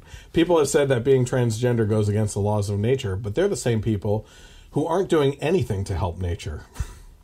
If you want to get a sex change, it's between myself and my body. I could hide it, but I don't because I respect people. Whew. This is like a Christmas package we have to unwrap. So people think that transgenderism goes against nature, but they also are the same ones who are against nature. They don't know if I'm signed up to be liquefied. Yeah. Way to assume. Yeah, assume. Is that the next thing that goes on the driver's licenses? Liquefied donor. They also said here, if I want to get a sex change, it's between myself and my body. Yeah, I agree with that. That's something we've talked about before. Yep. Like, I don't care what you do with yourself, you know? Mm-hmm. But one thing that kind of feeds into this, though, is like all these comedians lately, even the liberal comedians that come out and say, oh, I can't make a joke about Caitlyn Jenner. Like when we make fun of everybody else because this is a sensitive topic and everything. Yeah. No. The best medicine to get over this kind of stuff is actually humor. Yeah, right? Of course. Like if you can't be open to being made fun of in some sort of way, give me a break. Yep. You know? It's all in the mind. Yeah.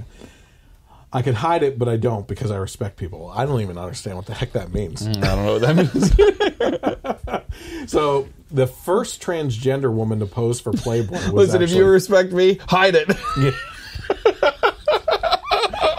That's why that person was turned in the photograph. The first transgender woman to pose for Playboy was actually someone by the name of Tula back in 1991. Yeah. So originally, when the first article I saw said the first transgender centerfold or whatever. Fake news. Very fake news. Great article back in 1991. Not great pictures. Yeah. Don't blame the photographer, though. Yeah. I don't think he could have done anything. He did the best he could with what he had to work with. Let's be honest, he had too much to work with. Too much to work with. He was used to a little less, if you know what I'm saying. There was no Photoshop in 1991. Yeah.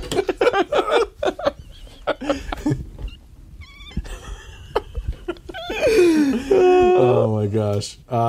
So I don't know if you heard about this on Twitchy, the website that kind of tracks Twitter and keeps files of it. Did you hear about Jenna Jameson, what she said about this whole thing? Well, I know Jenna Jameson is like super right wing. Like she's like, yeah. But you haven't heard anything. Well, I saw what you posted. You shared, but I forgot what you said. Yeah. So, yeah, we'll go over it here. To the disgust of progressive social justice warriors on Twitter, Jameson added that, yes, she did have a problem with the fact that this was a transgender centerfold. Angel isn't a centerfold, by the way. Just like she has a problem with a transgender woman competing against biological women in sports. We've talked about that in the past, too. Of course. One Twitter user mentioned Jameson by saying, on today's episode of Opinions No One Asked For, @Jenna Jameson is upset about a transgender playmate. Stay in your lane, boo. Okay, so just so we catch people up, Jenna Jameson is a porn star. Probably the highest paid porn star of all time. She was featured on my triple Xbox costume. Probably at least once on each side.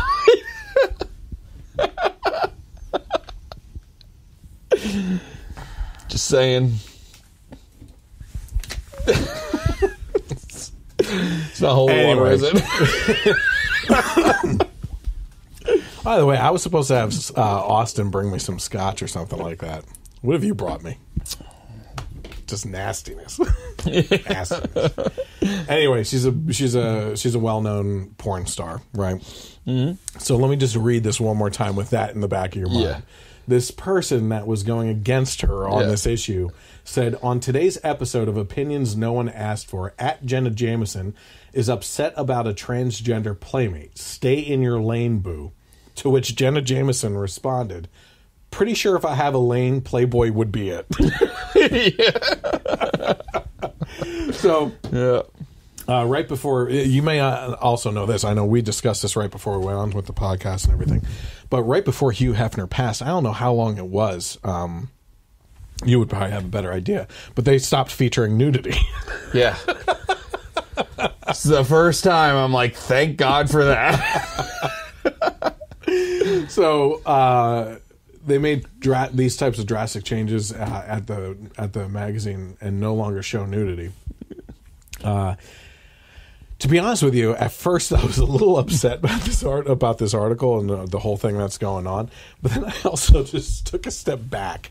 Like that's been my goal a lot lately. Is like if I'm getting upset about something, take a step back. Really look at the whole picture and everything. Yeah. We're talking about porn here. like it's a pretty bad situation as it is. Yeah. You're just kind of throwing crap into a blender now. Yeah. You know what I mean? Like, hey, let's see what else we can throw in there to... Mm-hmm. I'm getting a little throw up in my throat here. Because you're talking about disgustingness with, hey, let's throw in some more disgusting. You know, whatever. We got to get people used to this stuff. I mean, that's literally probably what's going on in the back of their head right now. Yeah. We need to normalize this, right? Yeah. Sometimes you just got to expect the unexpected. You never know when your girlfriend will have an off day with her undertuck. Used to be that you would unfold a centerfold like this. You didn't have to pull a panel out this way too. Yeah.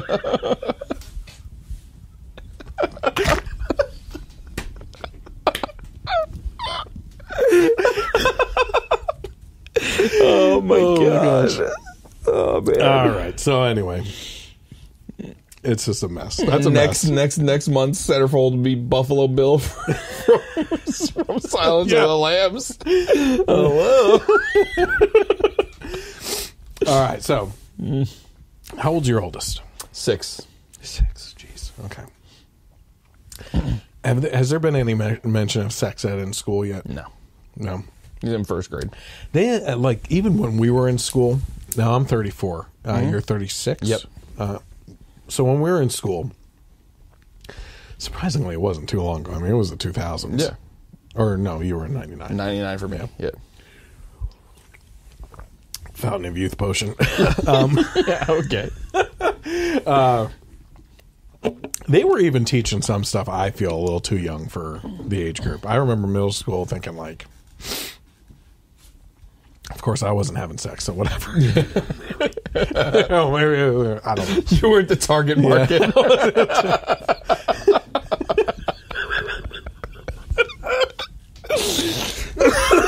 It's like, all right, football players and cheerleaders, we got some information for you. Everyone else can just like draw or do whatever. I'm sitting there going, do you know what they're talking about here? Am I lost? What the heck is going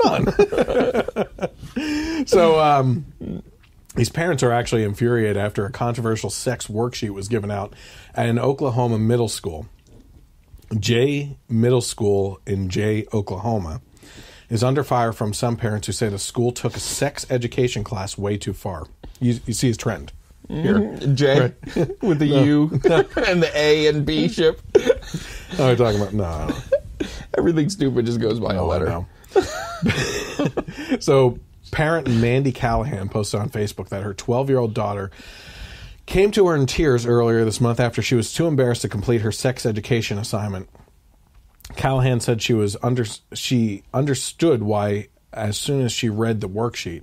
I was appalled at what someone in our school system had deemed appropriate to talk to my child about.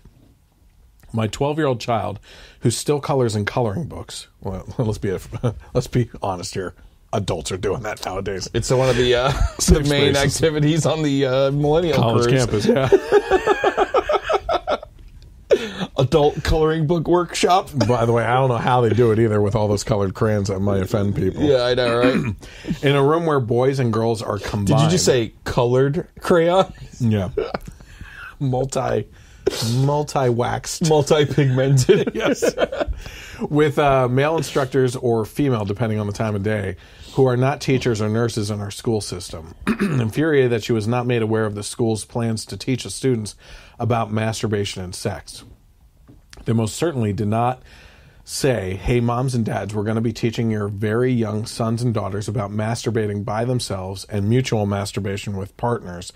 Spend some time talking about oral sex and anal sex. Callahan said one of the male teachers allegedly told the male students in front of the rest of the class when, this is in quotes. Okay, so a male teacher told a male student this. Keep this in mind. When you're going down on a girl and it looks like cauliflower, you need to just get up out of there. I don't even know what to say to that. I don't even know what to say to that. It's true. You just don't say it to 12-year-olds. Joking aside, first of all, this guy, he's obviously, you don't say that. Yeah. You know what I mean? Like, you go over the details of what, I mean, maybe that's why I was a virgin for so long. Because that's what I remember of all the sex ed stuff, is the pictures of what could happen. You know what I mean? Yeah. And, no. And that's all you need to do. Yeah. Right? But I think that was at a later age. I don't know. Middle school? Yeah, 12 is awfully young for this. I don't know. This is crazy. So according to Callahan, the school district claimed they sent home a pamphlet not requiring a parental signature, but Callahan said she never saw one. We never saw a pamphlet, so we didn't have the opportunity to get her out of the class before it started. Signatures for permission were not required, but you could opt out depending on who you talk to because we got different answers on the permission part. Callahan also told the Blaze that her 12-year-olds received several notes from her classmates thanking her for speaking up and getting that class stopped. I can't imagine one parent being okay with it. Oh, I can. Yeah, you can? I just what the hell's wrong with you? No, it's again, listen, I will tell you this. I know of no parents on the right that would be okay with it. But there is this, they want this stuff taught in elementary school. Yeah. I've seen stuff, they're talking about they're prepping them younger and younger. Mm-hmm. Okay, so maybe it's not going over diseases and stuff like that, STDs and stuff, but we're talking about grooming them younger and younger for the sexual part, right? Yep. So now instead of fairy tale stories involving a prince and a princess, it's a princess and a princess, or a prince and a prince, and they're setting it up earlier and earlier, and okay, that doesn't sound like much, right? And I could be criticized for that, I'm sure, by someone on the left saying, well, it's about love and blah, blah, blah, But let's talk frankly about this. This is about trying to prep a sexual relationship and normalizing that. Yep. That sexual portion of it, right? Because that's the next step in line with the teaching. Yeah. So I think that they keep on prepping kids younger and younger, and it's just, thank God I have... My wife is homeschooling. That's all I gotta say. Honestly, I just every day I look at this stuff and I think, no way. Yeah. And to be honest with you, I'm asked over and over again why I don't run for the school board again. You know what I mean? Mm-hmm. I mean, I could, even if my kids are homeschooled and everything. Yeah. But I'll be honest with you. You sit there and you listen to everything that's being done on a federal level, even, and being crammed down your throat, right? Mm-hmm. And you literally sit there and you get reports on how everything's crumbling, okay? Mm-hmm. Then you get reports on everything that's being crammed down your throat from a federal level that you can't do anything about. Yeah. That's causing more crumbling, right? Yeah. And you sit there and you become a budget person. Mm-hmm. You are all about the budget. You can't do anything curriculum-based because it's frowned upon and it's already set and everything else. Yep. And what ends up happening then is you feel like you're not doing enough to make change for the crumbling portions, when in reality, if you take a step back, you realize that you can't do anything. Yeah. Right? So my answer to that, to those people that ask me, is there's nothing I can do. And I would sometimes, just like anybody that's recovering from something, you have to hit rock bottom first. Yeah. And public education has to hit rock bottom. Yeah. And it's well on its way, trust me. Yep. It is well on its way. It's over the cliff, you know? Any more in relation to that at all? It's just making me fear. Like, time to start homeschooling. 4th grade. So did you hear about Pennsylvania, what they're planning on doing? Mm-mm. Legislation they're trying to push up for vote in the November elections on the ballot box is to eliminate property tax. Property tax obviously being something that's used to support the public school system and everything. Yeah. And in my video that I shot, breakup letter with public education, I actually went over deeper details than what the WFMZ around here posted in regards to the benefits of doing away with property tax, which is, it's really abundant, right? I just want to quickly go over this because I think it's a very important topic. And I think that people should be getting out and voting in the November elections anyway, but I feel that this is a really awesome opportunity to do this. Yep. There are states without a property tax, okay, and I'll get into the benefits of that. But in regards to a property tax paying school tax, paying for the schools and everything, one thing to bear in mind is that you can't take away that kind of school funding without replacing it with something else. So the theory involved would then be to increase other types of sales taxes, that things that are sold within Pennsylvania, that is allocated towards education. So there would be a possibility to possibly increase the sales tax by 2% and allocate that directly towards education.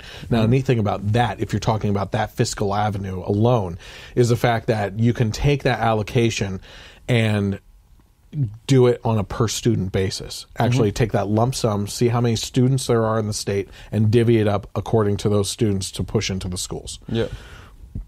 I'll go a little further than that in a second. But the neat thing about it, too, it's not only Pennsylvanians that are spending money in Pennsylvania, okay? Yeah.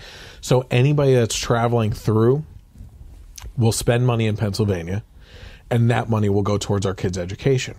On top of that, it actually incentivizes our governor and elected officials to give incentives to businesses to set up shop here in Pennsylvania. Okay, Yeah.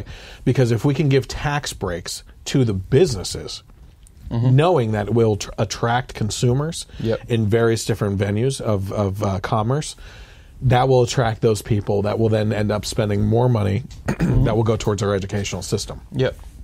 Now, on a personal basis, why is it important that we don't pay property taxes? Number one, first and foremost, the dream and vision for America is to own your own property and make your way.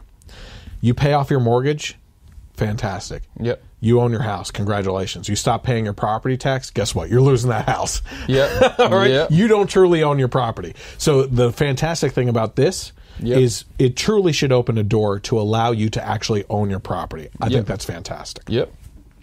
Number two, really important as well. Senior citizens and people without kids will not end up paying a school tax that they're not utilizing themselves. Yep. People, it sucks, okay? A couple of years ago when I was on the school board, we had a decision to make on, because of Obamacare being instituted, the people that were hired under the assumption that they were not getting health care would suddenly have health care that had to be provided by the employer. Okay? The employer gets that money from the taxpayers. Yep. In this case, a public school, right? It would have increased our budget by about $4 million to cover the people that didn't have health insurance. So now I'm going to the taxpayer and saying, hey, guess what? These people here, they said that they would work for us based on these criteria, that we're paying them this much per hour, this, and this, and they agreed to not be given health insurance. And they said that that's fine. They signed up and are our employees, right? Yep. But the federal government has come along and said that that doesn't matter. That contract between you and the employee does not mean squat, and now you have to pay for their health insurance, okay? So our budget just went up $4 million. I need you guys to shovel it out. That's a big deal. Yep. Now, the hard part about that is people that, especially senior citizens that live on fixed incomes, okay? And if you're living on a fixed income and your millage is being increased on your property taxes all the time to pay for these types of things, especially when it's not the fault of anyone in the district, it's federally mandated at this point, that becomes harder and harder for them to actually sustain a livable environment for them as elderly people on a fixed income. On top of that, there's plenty of people that have no kids in school anymore, right, that are paying this tax. So this saves those people as well. Now, those are some really great points that weren't made public by WFMZ or other articles that I read in regards to this being a really good outcome for eliminating the property tax, as long as you substitute another tax to increase the revenue. I believe personally, and I don't know this for sure, but I believe that a 2 to 4% increase in the sales tax would actually exceed what was being given to the schools in the first place. I don't know that for sure, especially once you start giving incentives to businesses and stuff, that it could actually foster that into more money for the students. First of all, on top of that, I know I'm rambling on this good information. It's proven now in horrible school districts like Maryland and Detroit that throwing money at it from a federal level does not fix the problems. It is not going to fix the problems. Hasn't fixed the problems, okay? So even though it involves the allocation of more money towards the public education sector, does not mean that education is going to get better. That, I think, is great. Even if we just end right there, that is fantastic. But I think it can go further, of course. Once we reach that stage, I personally believe that you should be able to take that allocation per student and give it in vouchers, where the students and families can pick the schools that they go to based on where they feel they would be best be able to excel as a student. Okay? That does two things. It takes the money out of the public schools that are doing bad, okay? Which, that's tough luck. Sorry, but guess what? You need to do what leads to number two. You need to start competing and doing a better job of educating our kids. Okay? And if you're not going to do that, the students aren't going to go to that school. And if they're not going to that school, that says something about your education level. So I think it's a huge benefit. Yeah, I mean, the just having the choice is super important and valuable. Because I mean, even with our kids, where we live, we were in the district of an elementary school that was a failing school. So luckily, we were able to do open enrollment, and I got them into it's either the first or second in the district school. So that just takes that kind of idea to another level of being able to really choose whatever school you want to go to. You know. Now that opens up the question from the left, of course, usually, that there's only a finite number of seats in a school. Right? So you have to hold basically a lottery. Yes, someone's going to have to go to the crappy schools. You know, it's a first come, first served basis, I believe. You know, or these students were going there first. If they want to stay, they're able to stay. Then the seats that open up as a lottery type system, or however you want to do that. You know, but listen, I have friends that are more conservative on fiscal issues and liberal on social issues that have argued with me that say, you know, I live in a school district that has higher property taxes, and it keeps our schools better because it keeps the people that can't afford that and cause problem at lower income area schools from getting into those neighborhoods and everything. I completely understand that. Honestly, I don't have a solution for that. There's smarter people than me that can figure this stuff out. But let me tell you something. I think on an individual basis, I don't care. It comes down to my children and their education and what they're getting. I really don't care about what's going on in your school district and the people that move in and everything. You know, this becomes a busing issue too. I don't know if this is a statewide or nationwide thing, but I believe for our school district, last I learned, that as long as a school district is within like 10 miles outside of the school district's range that it covers, that the school district is responsible for busing individuals within that area to those schools outside the area. So that's one thing with the open enrollment is that Jackson can't take the bus ever. We have to drive them, you know, because the buses only go to the school. But you made that choice. Hey, if these people are all about choice. I know. Right there. That's choice. We're pro-choice. Yeah, absolutely. There you go. Somehow you joined the conversation here. Oh, I did? Yeah. Congratulations. No, you're right. Oh, Tracy might be using my laptop for school. Okay. Yeah, that's probably what happened. All right, so let's talk about some technology. A report says that Apple censored Pro-Life Group by removing their app from the store. Okay, a Pro-Life Group claims that tech giant Apple dropped their prayer application from the App Store after liberal bloggers complained that it was listed on the store's directory. I have really bad heartburn, sorry. And then the company lied to them about why it was taken down. Human Coalition said that not only did Apple remove their app after receiving pressure from pro-abortion activists, but that the company lied to them about why they removed the app, which became apparent after they gave a demonstration to Apple. In July, on the heels of pro-abortion media pushback, Apple notified us that they had removed the Human Coalition app from the App Store, citing violations of certain functionality requirements. The Human Coalition officials said, however, Human Coalition spoke with Apple and demonstrated that not only were the cited requirements met, but that the Human Coalition app exceeded minimum requirements and functioned better than similar apps from other developers. Not surprising at all. Apple, Google, YouTube. Mm-hmm. Well, YouTube is part of Google. Facebook. Yep. This is censoring all over the place. Mm-hmm. Yep. They can't stand opposing opinion with well-based facts. Yep. When they're losing the argument, the first thing that they do is shut down the argument. Yeah. It's a total power trip, because they have the ability to do it easily, and they just don't care. Just lay the hammer down no matter what. Yep. Yeah. It's the classic example of like two people arguing, and one is clearly winning the argument, the other one just goes, "Just shut up." Yeah, or walks away. Yeah. So here's a topic that's right up your alley. Yeah. Oh! This is not featured on my costume, just so you know. So apparently hackers are able to remotely control electric butt plugs. And this is a warning from IT security experts. Technology experts have been able to remotely hack a Bluetooth-enabled butt plug and take control of the vibrating sex toy. The security breach was discovered. Wouldn't that be considered like a feature?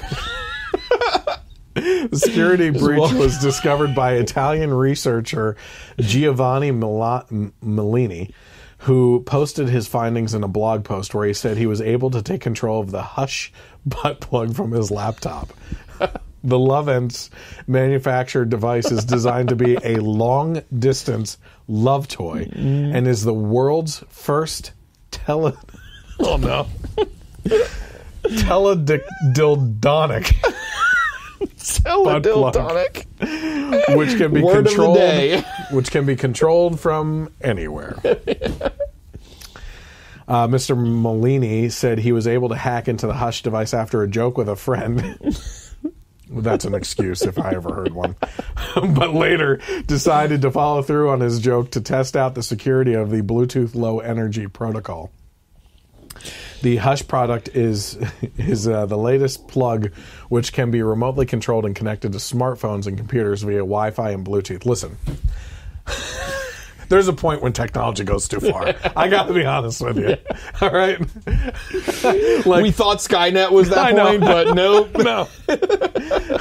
When the end of the world looks like this instead of the Terminator. We got problems, people. We know we have gone too far with technology. Exploding butt plugs. Yeah, that's the next ISIS attack. We're so afraid of our power grid. Yeah. Oh, God. We're not looking for vests anymore. FBI SWAT teams, we're not looking for vests. And think of how terrorists would smuggle those things in. Just look for an off-kilter walk. Yet, technology experts have said that more often than not, cybersecurity is not considered. So just know when you're shopping for these devices that you see it's certified to not be hackable, I guess. Or something. Yeah. Oh, my word. God. How do you feel about that? It's a dirty topic. It's very dirty. Listen, I have to have some fun with these topics. Or I'm already I'm on empty. You know, I've been working since I had a couple hours sleep last night, but literally from 7:30 a.m. yesterday. Oh, man. This has been crazy. All right, so let's talk about the Me Too stuff. Hashtag Me Too. Why don't you describe it? So basically, it's the hashtag that's kind of gained popularity since the Harvey Weinstein scandal. Mm-hmm. So now, when more and more people are sharing their stories and kind of coming out and blowing the whistle on some of these people, they're using the hashtag Me Too, so it can be easily tracked, and everyone can just kind of read up on all the awfulness that's going on in the world. In Hollywood. So, did you say what hashtag Me Too, like what it leads to discussion wise? No. Like it's basically a bunch of women, as many women as possible, coming out and giving their own personal stories of harassment or abuse and everything. Mm-hmm. So essentially, how horrible men are. Yeah. Which I'm not even going to necessarily disagree with. Yeah. I'm not. And there's no defense there. Men are pigs. Talk about Bluetooth-enabled butt plugs. Or my Halloween costume. Yeah, there goes your Halloween costume. Now everyone's going to do it. You show up to a party. Hashtag, I didn't know you were wearing that. Hashtag Me Too. I was just an innocent girl going to a college Halloween party when this a-hole showed up. Well, here's the thing. It was started after the whole Harvey Weinstein controversy and everything, and I started to see it only lasted a day. Mm-hmm. I only saw it last a day. Are people still doing it? Okay, well, you heard about George H.W. Bush, right? One off of my favorite show. My favorite actress on the show, too. Oh, really? You ever watch Turn? No, but it's been on my list. I've wanted to watch it. I heard it's really good. Yeah, my wife and I binged it as much as possible. Mm-hmm.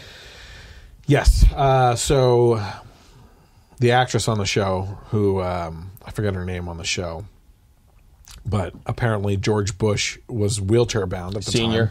George Bush Senior. Yep. In a wheelchair. Yep. She's standing next to him for a photo op. Well, where is your arm in relation to how far can a 93-year-old raise his arm? Out of a wheelchair. Was he going to rest his hand on her shoulder?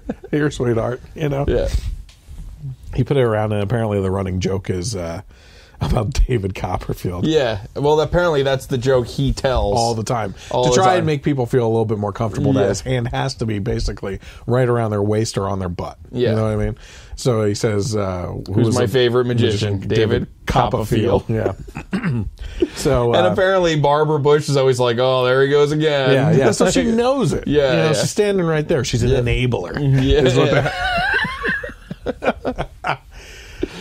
Yet Hillary Clinton is a women's hero. Yeah, exactly. For dragging rape accusers' reputations through the mud. Did Barbara use the FBI to hush up these people and this actress to... Yeah, right. Oh, my word. It's horrible. Yep. But, listen, I read a couple friends' stories that were pretty horrendous. Mm-hmm. Okay? I'm sure there's a lot of people out there that didn't share the more in-depth stuff. You know? Yeah. But some of the stuff that's being shared isn't exactly sexual harassment. It's some of the stuff that's being shared is annoyances. Yeah. Okay. For instance, the one secretary, I believe, for Bob Weinstein, the brother of Harvey, came out and said that she was sexually harassed by him because he asked her out on more than one occasion. That's not sexual harassment. No. That's a guy who thinks that you're playing hard to get, which is typical. Sorry, Yep. And you saying no and him hoping that he actually does have a chance in the end or something. You know what I mean? That's not sexual harassment. I'm sorry. And when you're a multimillionaire and you're asking out your secretary, you probably think that you probably have a pretty good chance. I ain't saying never mind. Now you said no, and it didn't go any further than him maybe asking again another day. That's not sexual harassment. Nope. Yeah. Let's go into... now, if you said no and he was like, come on, sweetheart. Like, you know... I think that this article is actually going to open up this discussion to a whole new area, too. Okay. At a women in entertainment event on last Monday, actress Jessica Chastain. Yep. She's the one in the new Jurassic World, right? No, that was Ron Howard's daughter. Jessica Chastain was in... she was in... I think she was in that... the one about the Middle East, the bomb guy. Jeremy Renner was in it. It won Hurt the Locker? Academy Award. Yes. Pretty sure she was in that, and she's been in a bunch of other stuff. She's. Are you sure?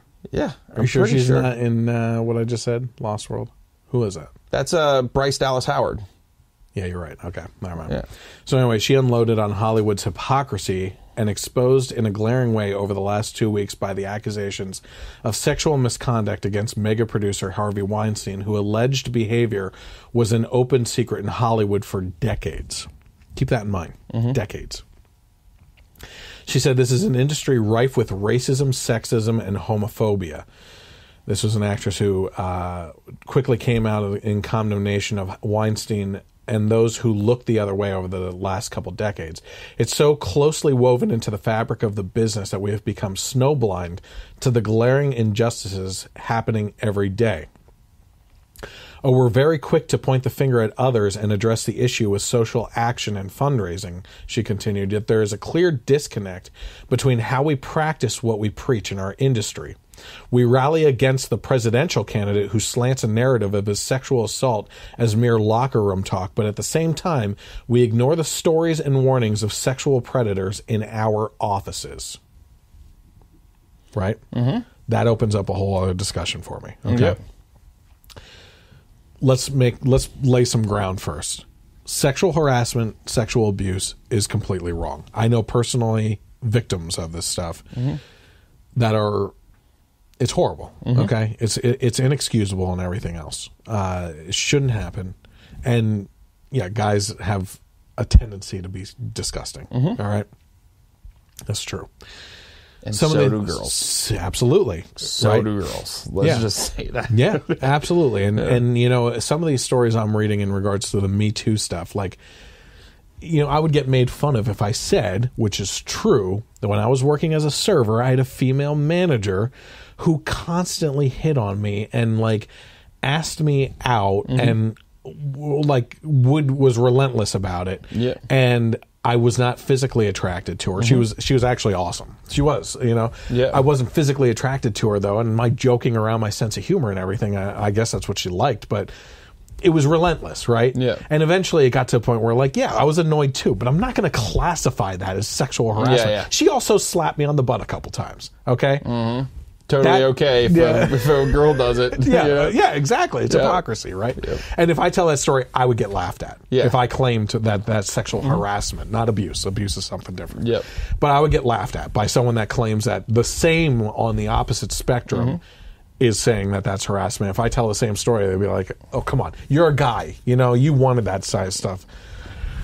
Yeah. Okay? Let's go into Hollywood. Yep. Because this is where the meat is, I think, okay? I'm not victim shaming or victim blaming here, okay? Because I believe that there's a deeper narrative to this whole Harvey Weinstein thing. But listen, if this was a narrative that was floating around Hollywood for decades, they say, okay, then what this is telling me is that these actresses and actors who refuse to stand up against Harvey Weinstein did so because they didn't want to jeopardize their career. Yeah, absolutely. Okay? They felt that it was more important for them to keep their jobs in acting because they might get their faucet might get shut off for jobs that are allowed to them if they spoke up against this guy. Yep. You know what that did? That allowed him to keep on doing what he was doing and perpetuate the situation and hurt people further down the line. Yeah, absolutely. Okay? So I'm not victim. How many less people would have been abused or harassed if the first person he abused or harassed spoke up about it? Yep, and every person after that. Yeah, and then Listen, just down the line. They may be right. They may lose their job, but what's more important? Okay? Yep. Some of these people are claiming that they were raped by him. Yeah. Okay? Like, if you say that the guy masturbated into a pot plant in front of you, and that was the extent of what he did, that's freaking disgusting. Yeah. But if you get that leaked out into the media and stuff, I mean, come on. It's gonna deteriorate his character. On top of that, yes, there may be some backlash in your career in that the first people that speak up might not ever work in Hollywood again, right? Mm-hmm. But on their conscience, they know that they have started something that stops actresses down the line from being abused themselves. Yeah. And if enough people keep on coming out, then that stigma goes away. It's going to form a narrative on this guy that maybe these first couple that spoke up weren't full of crap and trying to do something. Maybe this is the way this guy is. Yeah. He would have been out of there 20 years ago. Yeah. At least. Mm-hmm. It reminds me of that conversation that I tagged you in. Do you remember how it started? How I was saying how, the economy doing better. Oh, well, clearly you just care about making money and not about... the same conversation we discussed earlier. Yeah, earlier, yeah. So I was basically... it was thrown at me that, all you care about is your 401k and you making money, and you don't care about all the injustices going on in the world. Yet... these actresses can stay quiet because they want to protect their jobs and keep making money, but they don't want to, possibly cause change for the betterment of the industry. Yeah.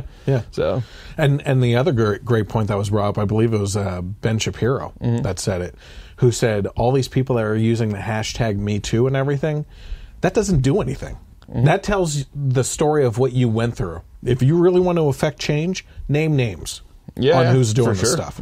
Okay. Put it out there on who actually did this stuff to you so that you can make change effectively happen. Now, go ahead if you want to go off of that. Are you familiar with the gymnast from the Olympics, Michaela Maroney? No. She was the one in the Summer Olympics gymnast that had that famous picture where she was photographed going you know what I mean? Yeah. So she came out and said that it's not just Hollywood, that apparently there's been this doctor, and she named him, and she said there's this doctor that is for years and years and years and years has been the doctor of the U.S. women's gymnast team for the Olympics, and he basically gave people this is so sick, it's unbelievable, from as young as 9 to these gymnasts in the Olympics, they're 14, 13 or whatever, basically treatments to help their alignment of their hips or whatever, where he basically inserted and moved around their leg basically to help their flexibility and stuff like that. And it was for 29 years or something like that, and that's what she did. She said who it was, and apparently he's been convicted of child pornography. He's been has 100 counts before this. He has 100 counts. And they let him near these another gymnasts. gymnast from the early 2000s or late 90s or something like that, had a whole story about him too and everything, and it's just it didn't stop, So crazy. The problem is right now that it seems to have opened a door to witch hunts too. Right? Yeah, oh yeah. Which is some of these, like I said, aren't really sexual harassment or abuse, right? But now it's open season on, let's see what other famous men and everything we can get in trouble for things. Yeah, right? yeah. Which, listen, if they did do something bad, they should get in trouble. Name names. Yeah. Don't just give us a story of what happened. If you want to affect change, these types of people need to be behind bars. Yep. I'm not going to speak for you. I'm not going to ask you to speak for yourself. But for me, I was never that type of person. Yeah. Okay. I can say without a doubt, I have never sexually harassed someone. Yeah. Okay.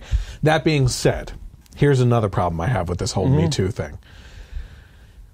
You say that, especially in regards to sexual harassment, abuse is, like I said, something completely different. The guys that sexually harass are the polar opposite of the guys that were the good guys that you always put on the sideline as your friend. Yeah. Okay? Yeah, that you're friend zoned. I know, because I was always friend zoned, until my 20s and everything. Yeah. And, and I watched these girls go for the guys that literally all their pickup routine was based on sexual harassment. Yeah. Slapping the butts and basically being as frank as possible. This is what I want from you. Oh, they loved it. You know, and I sat there as the sideline friend zone guy and watched that stuff happen. Yeah. So I'm calling BS on a lot of this stuff too. Yeah. Sorry, but it's true. You know, there's holes in this whole Me Too hashtag. Yeah, yeah. And Alyssa Milano is just crazy. She's bad crap crazy. Yeah. I mean, let's be honest. She's made the news multiple times in the past couple of weeks. She was on the episode, the Mandalay Bay. What was our topic on that? For with Alyssa Milano? Yeah. Oh, it was Alyssa Milano. Yeah. I don't think I did say that though. Yeah. I don't know. I'm losing it. Yeah. I'm really tired. You totally lost. I'm really tired. I don't know. Like, wait, what? Mandalay Bay? Yeah, no. In that episode, I remember because I did the Photoshop for the cover of it, image and she everything. Was in there? She was in it. Yeah. Yeah. I mean, I know we talked about her a long time ago when I first started coming on with you. Yeah, what was that about? She's always making the news for stupid stuff that she says on Twitter. Yep. You know, gone are the days of who's the boss. I know. It's such a shame. Yeah. But then again, we don't want to go back to that as adults because that's wrong. Yeah. It's really sick. Any more on the Me Too discussion at all? Because I think that those are some pretty glaring things that are out there. Yeah. Number one, not victim blaming here, but these celebrities should have been out a long time ago, and it would have saved other celebrities. Yeah. And all they cared about was their career, not what was happening.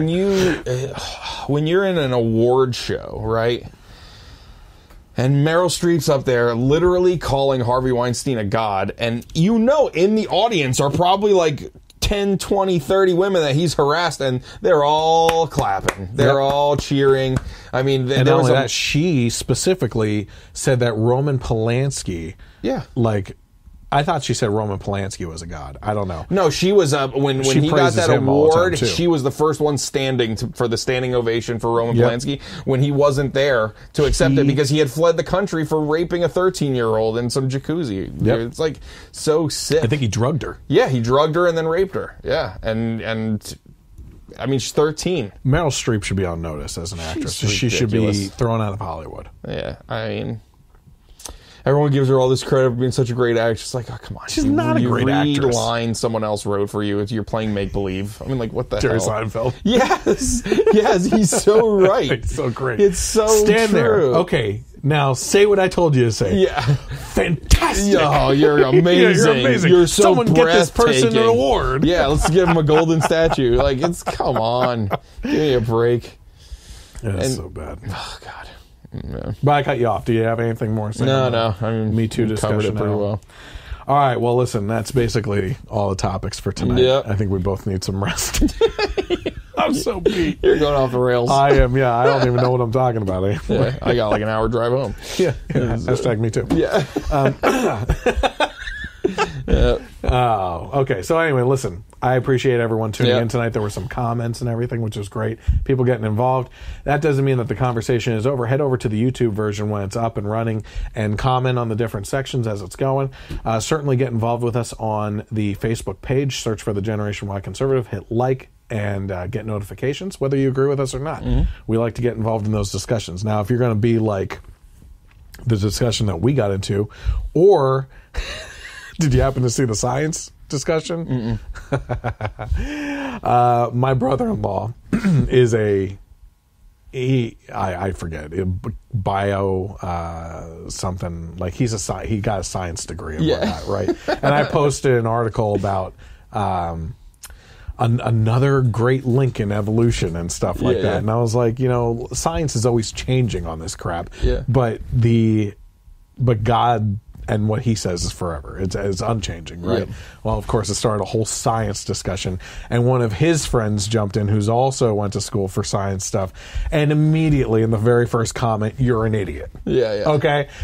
Well, listen, guess what? If you're going to be that person and stoop low and throw mud and be an a-hole, I'm not going to respond to you because you've already started at the lowest common denominator and attacked personal character instead of going and discussing the topic with facts. If you want to throw facts at me, I'll debate you on the facts, but I'm not going to debate on personal character when I don't know you and you certainly as hell don't know me. Yeah. You know what I mean?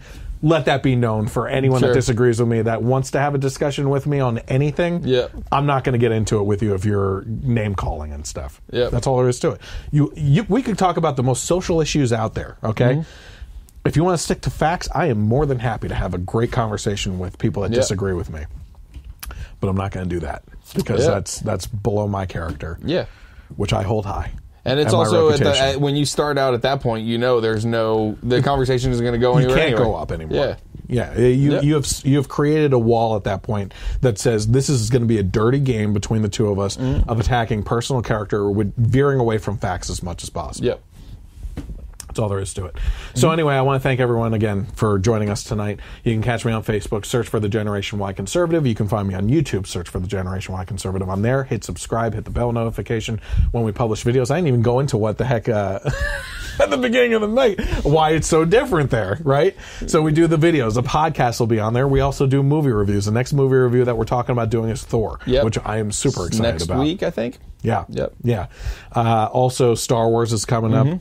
I might have to see the Justice League and review that, which has a shorter runtime than any other DC film. Oh, they said it's a hair under 2 hours, like an hour 59 minutes or something like that. Collaboration between all the superheroes, and you're going to go under 2 hours? Well, I think that it might be a good thing, because it might have been over bloated, and this might just be like streamline it more, because and we'll got to see. He's a DC apologist. Please. So there would be none of these Marvel movies if Batman didn't come before. So let's just get that straight. Oh boy! Anyway, this wouldn't exist. This whole industry. So we have movie reviews that are pushed out on the site as well on YouTube channel.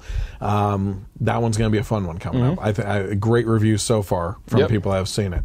Also, other offshoot videos that we post on there too. We have things that we're working on. I say it every week. Nothing comes up. We will work on things. Things will be worked on.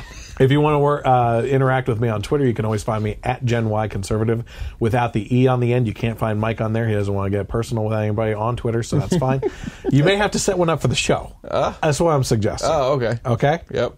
Okay? All right, I'll think about it. Okay. Also, you can find this podcast re-aired audio only on KLR and Internet Radio on Sundays from 3 to 6 p.m. And they have put me on the iTunes as well. So if you've searched for the Generation Y Conservative podcast in the iTunes marketplace, you can also subscribe there. In the meantime, until next time, have a great night and God bless America.